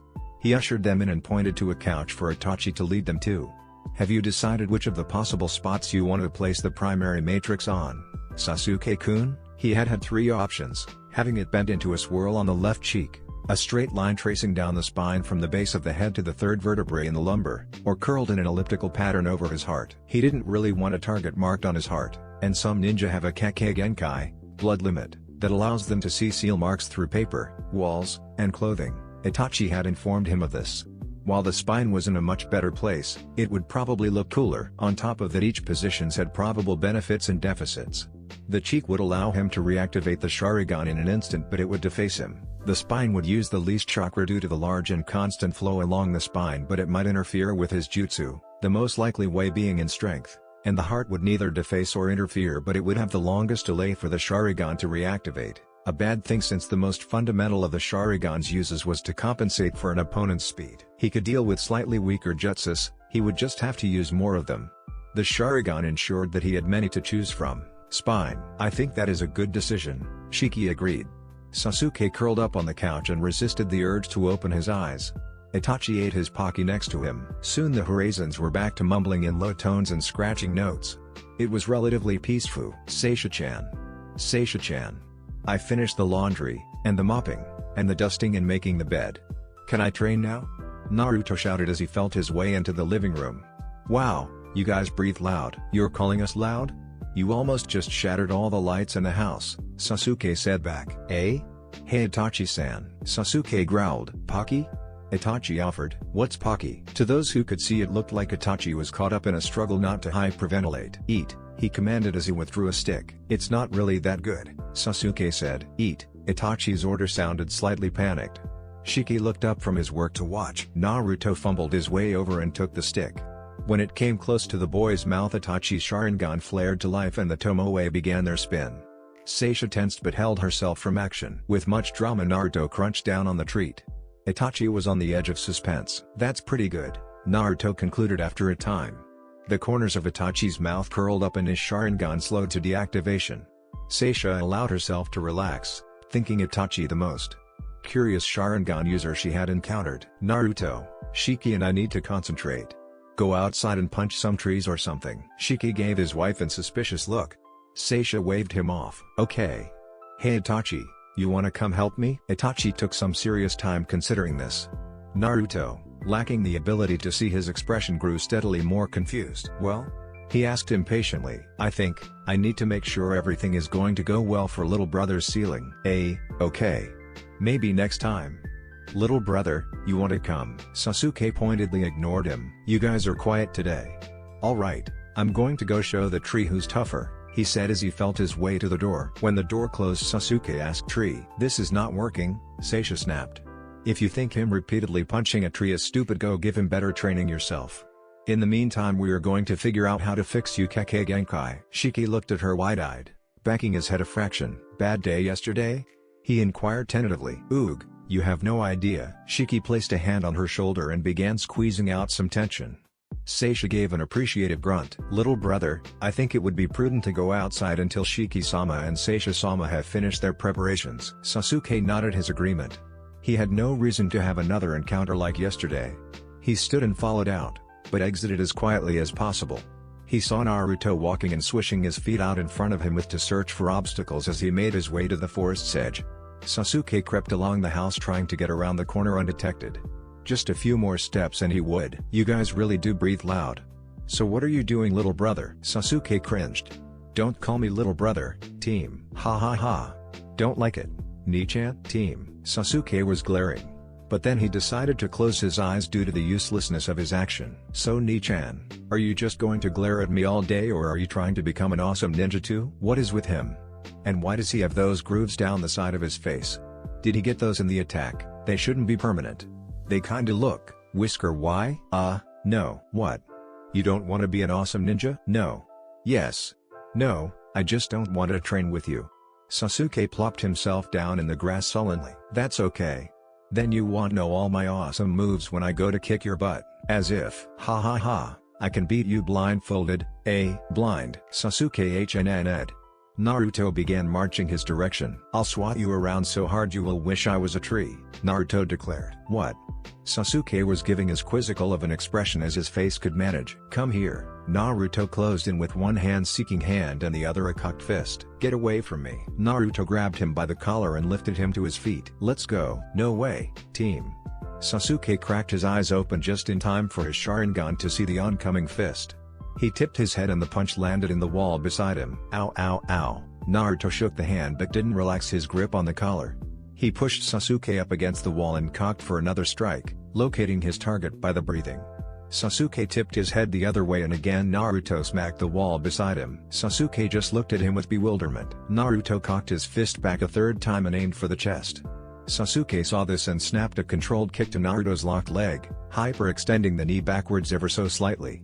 Naruto's blonde crumpled to the ground. Are you done yet? Sasuke shouted. Naruto stood back up saying, not even started. Quit dodging, Nichan. He changed tactics and kicked for the Uchiha's midsection.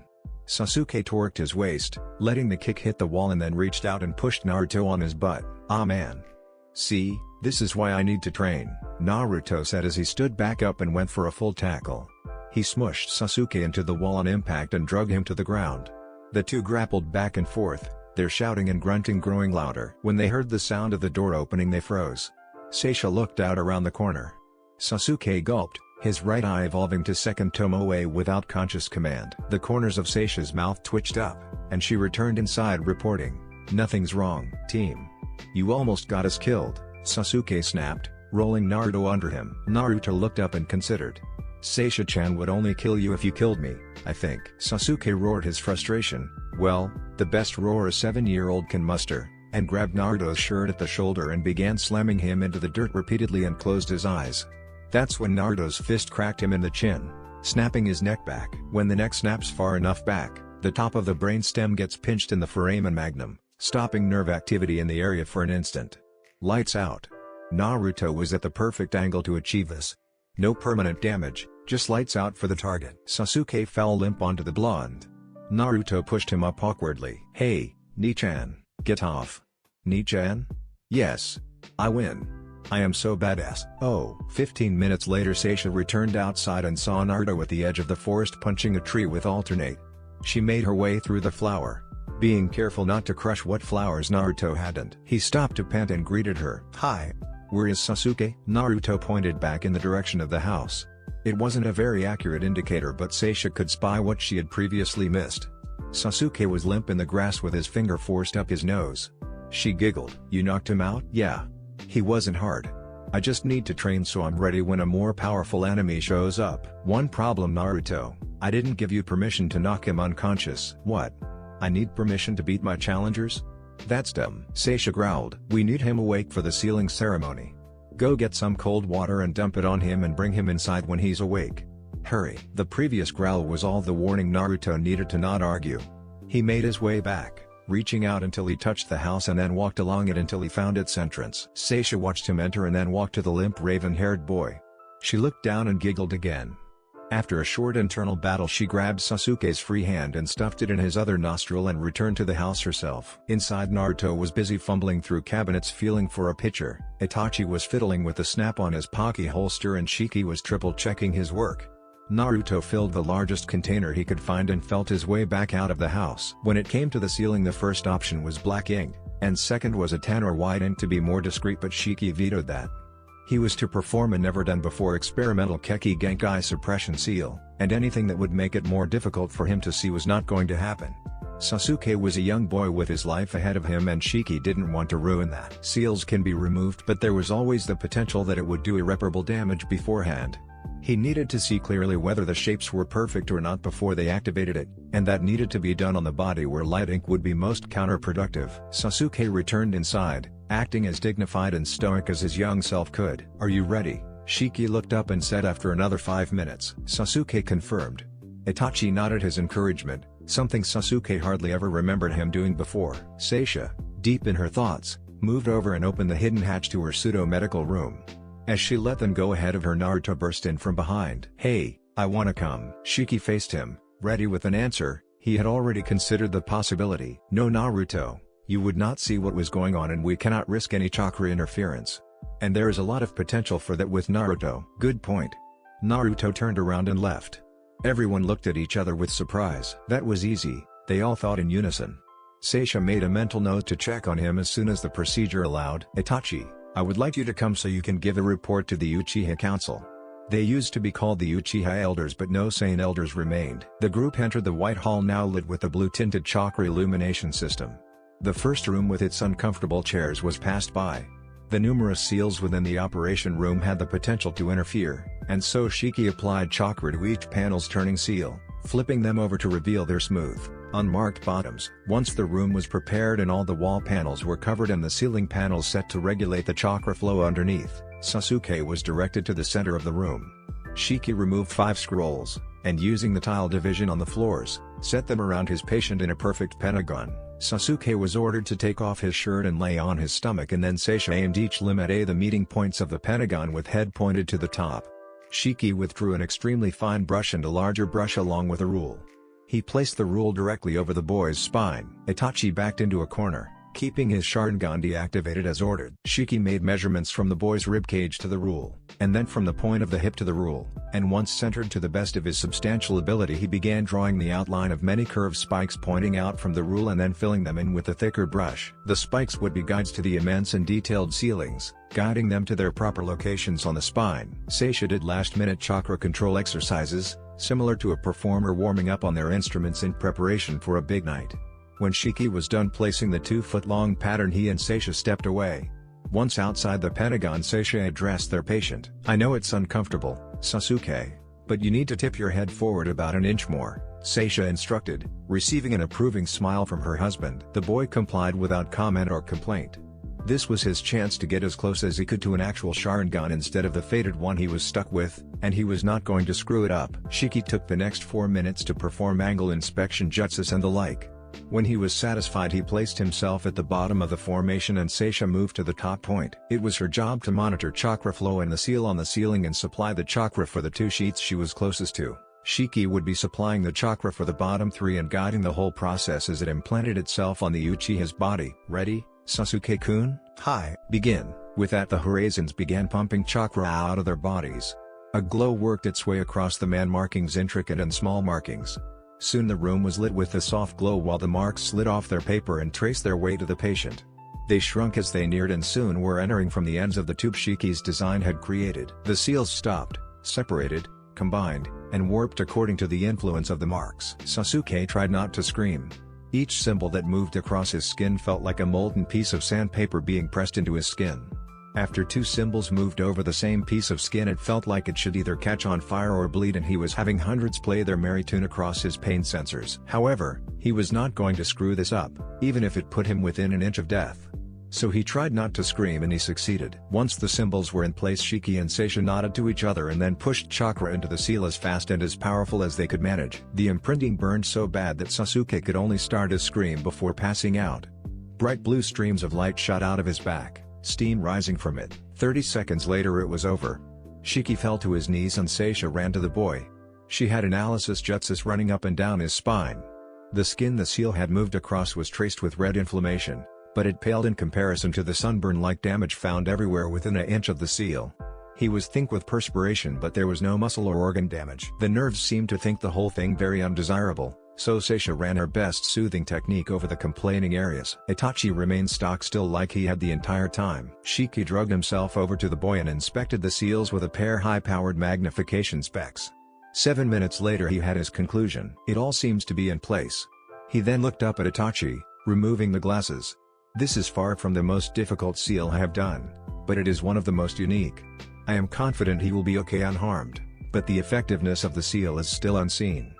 I need to rest, please, help me Itachi-kun. Itachi broke his stillness and moved over and supported the man, thinking physical contact with someone aside from his family strange. Shiki felt like his throat had atrophied. Itachi and Shiki had left and Seisha began returning her room to normal. Once completed she moved Sasuke to her analysis matrix and began inspecting of the deepest and most detailed she was capable of. Approximately 30 minutes later her chakra urged Sasuke to consciousness. His breathing went from the slow and steady during sleep to something more akin to a panic attack. Did I screw it up? He asked amidst pants and curses. Seisha giggled at him. No you didn't. Shiki is up in the house resting, and by all his ability to know your sealing was successful. Sasuke forced a few calming breaths as he was handed his shirt. I wouldn't suggest showering even though you worked up quite a sweat. We need to check everything first. Sasuke nodded and stood slowly and then put his shirt on carefully. Everything looks the same, Sasuke said pointing to his eyes. It's not like a Sharingan. Sasuke frowned. You have to suppress it. Its natural state is active instead of inactive. When we have gone once more over everything we will teach you how to activate the suppression. Stay here, I'm going to go get my husband. Sasuke sat back down. He thought about leaning his back against the wall, but considering how much it hurt to even slide his shirt over his skin he counted it a bad idea. He had done it, he was this close to having the best eyes he could. The anticipation both ate at him and drowned out the residual pain. Seisha returned with the full crew, Naruto clinging to Shiki's hand. Hey Nichan. You survive? Team. Ah man, he survived. Naruto did his best pout. Sasuke growled. Sasuke, would you take off your shirt for the inspection please? Sasuke stared at Shiki in disbelief and slowly and painful removed his shirt. Seisha gave him an apologetic shrug. Sasuke was set in the middle of a seal inspection matrix and the forced to stand a certain way and breathe at certain intervals. Naruto did not envy him. 5 seals later and Shiki slammed his palm into the activation point and spoke what he observed. It seems placing it on the spine had another advantage. There is chakra leaking through the seal already. It's not enough for full activation however. Sasuke, you are going to need to take a few days and allow your chakra networks to adapt to the new flow this seal has forced upon them. Then we can teach you how to suppress the Sharingan. The boy's face and arms fell, then he remembered his required position and returned to it almost immediately. Naruto grunted, saying, sorry about that Nichan. Sasuke barely managed to hide his surprise. He's sorry that I can't suppress my super eyes? What, again? Everything seems to be in order, Shiki said and then gave his wife a discreet nod. Having her husband's go-ahead she invited, why don't you two stay for lunch before you go? Itachi blankly considered and then accepted with a polite quarter bow. Upstairs we go then, Seisha chirped. Seisha-chan, are you making that stuff again? Naruto asked with a voice harboring fear. No, that is just for you. We wouldn't want to put these two through that, now would we? Hey, yeah. Naruto agreed and scratched the back of his head. Once they were upstairs they decided to eat outside, so that's where everyone waited while Seisha whipped up the food. Naruto was bursting with questions. Too bad I can't see it. Is it cool? Sasuke had guessed his seal would look intimidating, but as of yet he hadn't actually seen it. It also seemed to be a bit of a moot point seeing as he had a tendency to wear shirts. Although, that could change. The dark-haired 7-year-old continued to ponder his options of how show it off while Naruto's ability to hold back questions broke. Shiki-san, will it glow when he uses it? Maybe he could blind enemies sneaking up behind him. This tore Sasuke out of his pondering. Do what? Then I could kick their butts because they would be stuck like me, Naruto continued. To the best of my knowledge it will not glow. However, it might look like that to someone using the Byakugan. Oh cool. What's the Byakugan? Naruto asked. You don't know what the Byakugan is? You really don't know anything team, Sasuke said, trying to ignore the uncomfortable feeling of skin cracking on his back whenever he moved. Naruto growled and stuck his lower lip out in the direction of the insult. Itachi made no comment. Shiki made it his role to explain. It is the blood limit of the Hyuga clan, like Hiyashi-sama and that little girl? Naruto interrupted. Yes. As I was saying, the Byakugan is dojutsu that makes it where the user can see all around them. Shiki left out the blind spot. It was part of his contract to keep the Hyuga secrets and Naruto had no real need of it. They can use a level of telescopic vision. What's telescopic mean? It means they can zoom in on things, team. Naruto growled at him half-heartedly. Yes, and some of them can see very far. This allows them to. I bet that's not that helpful in a forest, Naruto commented. Actually, they can see through objects up to about a 2-inch board. Many of the more skilled Hyuga can see through even further than that. If that's the case, I bet all of them can see through things as small as bushes and clothes and stuff, Naruto said absent-mindedly. At the same time, both children reached the awkward conclusion. Their eyes grew big, Naruto's under his bandages, but it felt strange seeing as there was nothing to pull his lids across but empty space. That means, the blonde choked, that means, they can see through clothes and stuff. Sasuke paled more that it had been said out loud. Itachi's mouth curled into a smile. It's best to just not think about it, Seisha said as she came out to join them, having heard the discussion through the kitchen window. Naruto gulped. I'm not going to let them look at me with it.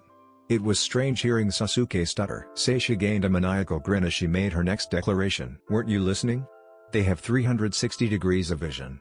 They don't even have to be facing your direction.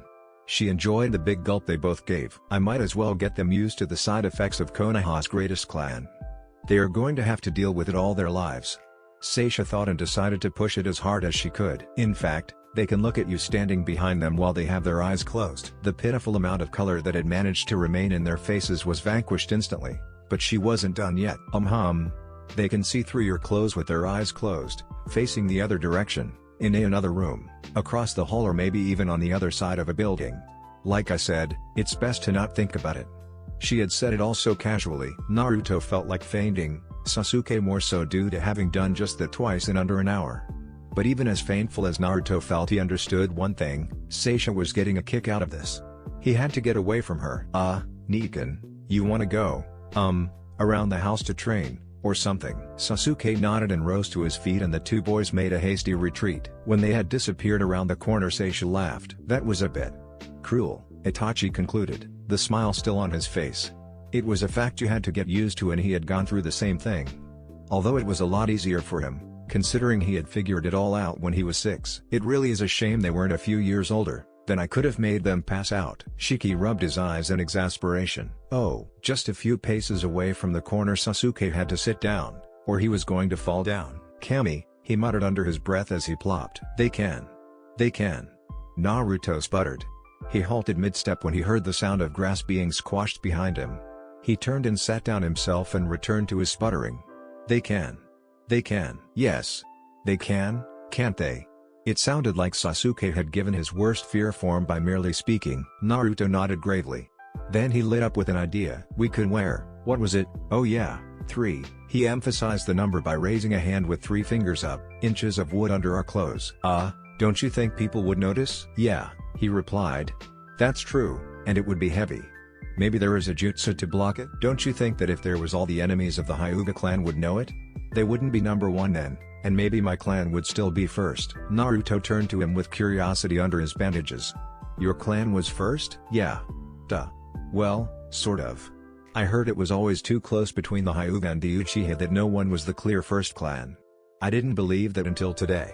If they can see through walls, it might be true. A shout came from around the corner, and don't forget they can see the chakra in genjutsu and ninjutsu. And the chakra paths in your body and then shut them off. It was Seisha. She could still hear them. Naruto cursed and then dragged the Uchiha further away. How do you stand her? Sasuke asked, trying to remain upright. She scares me more and more each day.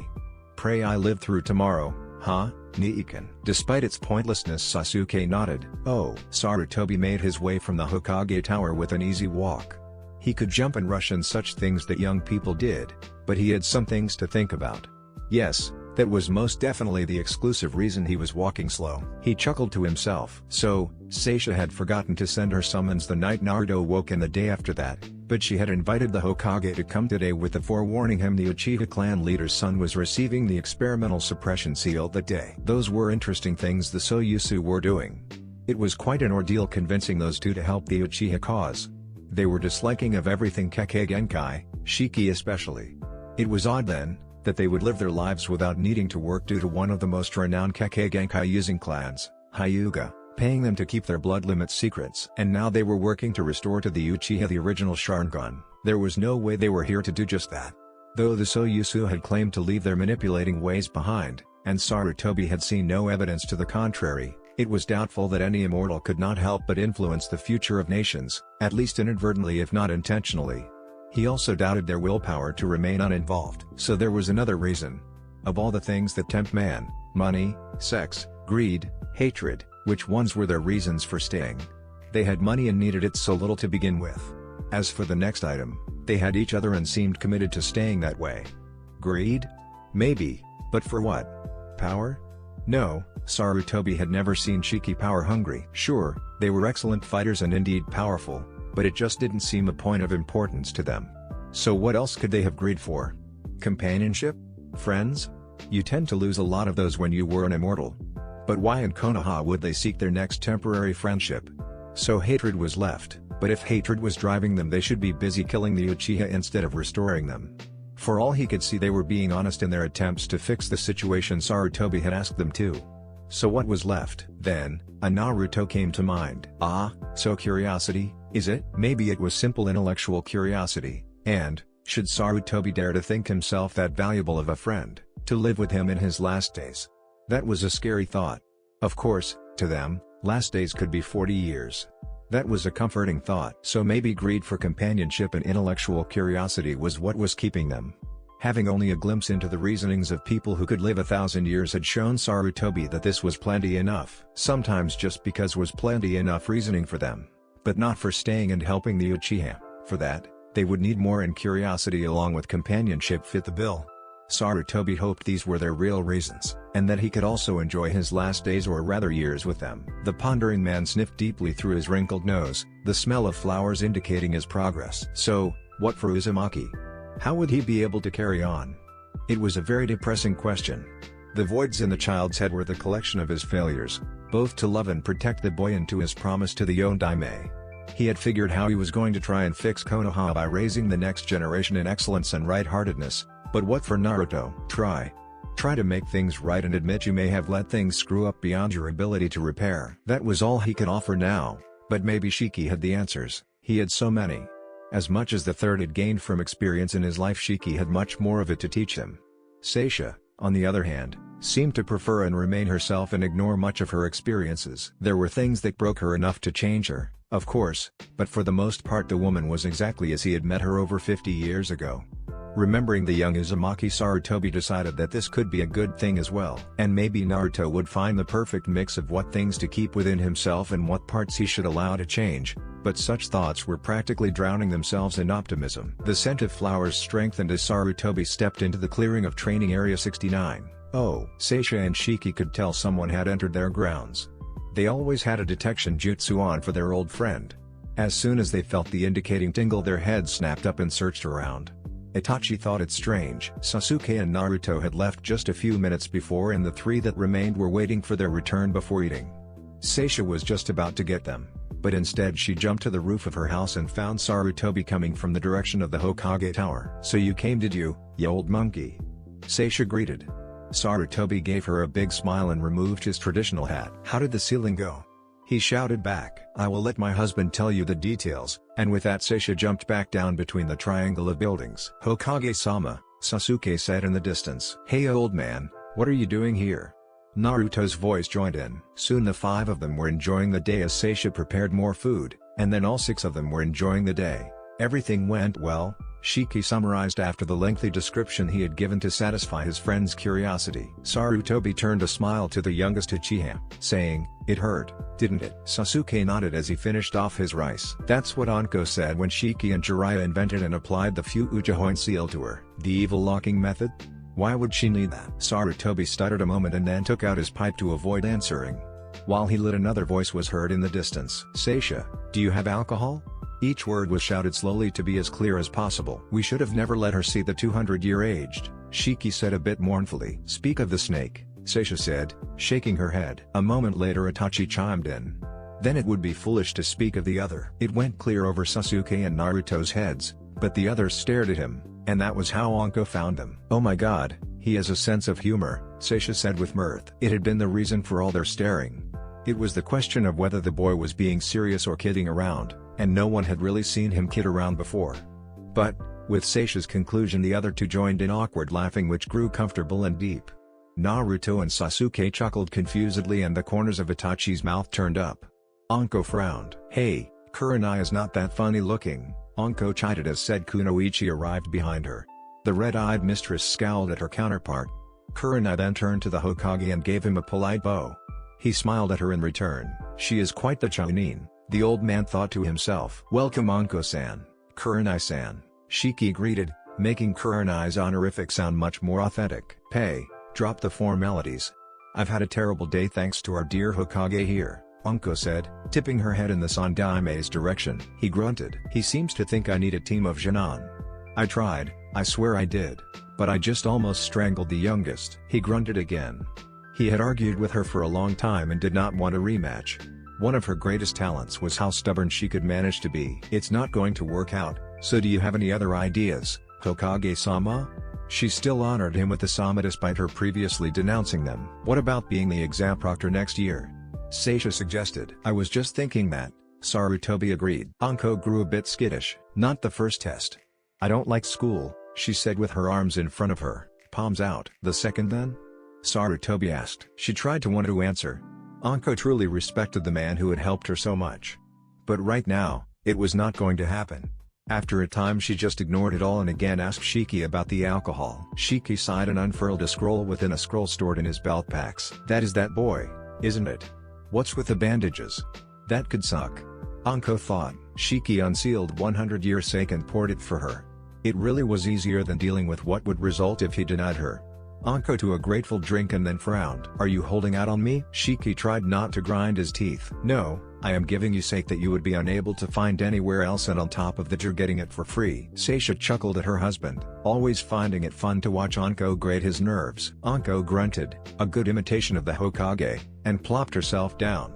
Kurenai sat in a much more gentle manner. "So Kurenai-san," Seisha began, "did you have a better day than Anko?" She gave a weak smile and shook her head. Shiki could just tell he needed to, so he poured her some of his sake as well. She took it with a grateful smile. What happened? To everyone present it was like the calm appearing Kurenai was suddenly a volcano threatening to release. The woman's jaw clenched and she managed to hold the magma back. Sasuke's eyes widened. When the red-eyed mistress was no longer threatening to erupt, she took the opportunity to vent. "Steam, not the aforementioned magma. I had an Anbu threaten to turn me over to Ibiki." "That's pretty grave," Itachi said. Anko nodded and rolled her eyes at the pig who had threatened her. "What was the reason?" Sarutobi asked. "They were investigating something about Rogue Anbu. The agent I was talking to acted aloof, but the idea of Ibiki is enough to set you on glass, let alone him throwing the threat at me like it was no more than a comment on the weather. Intimidation is a part of our job." Kurenai's neck turned unnaturally far round to face the older of the Uchiha who stood behind her. At the expression on her face, Itachi took an imperceptible step back. "You're Anbu?" She snipped. "Hi, maybe you should stand somewhere other than behind me." She considered for a moment and then added, "Please." Itachi complied. Sarutobi steered the conversation back. "So why was he questioning you?" Apparently they had run into some very talented genjutsu that the rogues had used to hide their activities. He thought I may have been involved in their creation. "That seems a very high compliment," Sarutobi commented. "Yeah, I will make sure and thank him for it the next time I see his hair mask." "Hair mask?" "Well, I had given the investigation directly to him. It's nice to see someone taking such a hands-on approach," the Hokage thought. Then again, he always has. "I need to push the rest of Anbu for a bit more excellence as well, I think." Kurenai and Anko both took deep drinks of their sake. "Well, that can't have been all that brought you here. It's only noon. I've seen you take more," Seisha said as encouragement for her to continue. "Well, he was good. But Anko later decided to bring her Jinan to me so I could help her. One thing led to another and the research I was going over was lit on fire by the youngest." Both the most recent arrivals cringed at the memory. "The library is going to suspend me from their rare section. They don't have many copies of those manuscripts." This piqued Seisha's interest. "What subject were the scrolls on?" Kurenai eyed her for a moment before admitting, "Sharingan Genjutsu." The Uchiha seemed a little surprised, but Seisha and the Chunin launched into a conversation on the specifics and what the fading had done to things like that Tsukuyomi. Anko groaned and turned all her attention to enjoying her sake. After listening with interest for a time, Itachi moved to his brother. "Little brother, we should be returning. You should rest." Sasuke looked up, eyes red as always. and nodded his agreement. By Niiken, Naruto said with some disappointment. Sasuke grunted and then thanked the Horizons before leaving with his brother. Naruto just stretched out on the grass and let his mind drift with the sounds of the women's conversation providing a backdrop. He sniffed in the aroma of the nearby flowers and felt the breeze on his cheek and the way it made the blades of grass tickle his skin. For a moment, before it all lulled him to sleep, he wished he was the wind. Drip, drip, drip. Naruto's barely conscious mind listened to the consistent rhythm. It's a lot less nice than the breeze and Seisha-chan's conversation, he thought. Wait, I fell asleep? That's weird, it was only lunchtime. And then the feel of the hard floor beneath him came to the forefront of his mind. I've been here before. The memory made his heart contract. I am not afraid. Am not. He coughed into his hand and rose. When he opened his eyes he could not feel the bandages pressing against the motion. Naruto raised his head to his face. It felt like he had eyeballs. But still, all he saw was blackness. A voice spoke to his left. So, you did come, it boomed. Naruto turned and faced the direction it came from. It may have been booming, but it still sounded distant. Where are you? What do you want? Naruto put his hand out in front of him, feeling as helpless as he had ever in his life. Fear is good. If that was so, Naruto was feeling very good, and for Naruto it felt very unnatural. What do you want? He repeated as he backed away. Don't give up and make yourself weaker than you already are, you pitiful ape. Part of Naruto wanted to growl back, but he just cowered. This did not make the voice happy. Do not give up, it roared, and with a blast of sound came two man-sized eyes in the world of darkness that Naruto was perceiving. He hit the floor unconscious,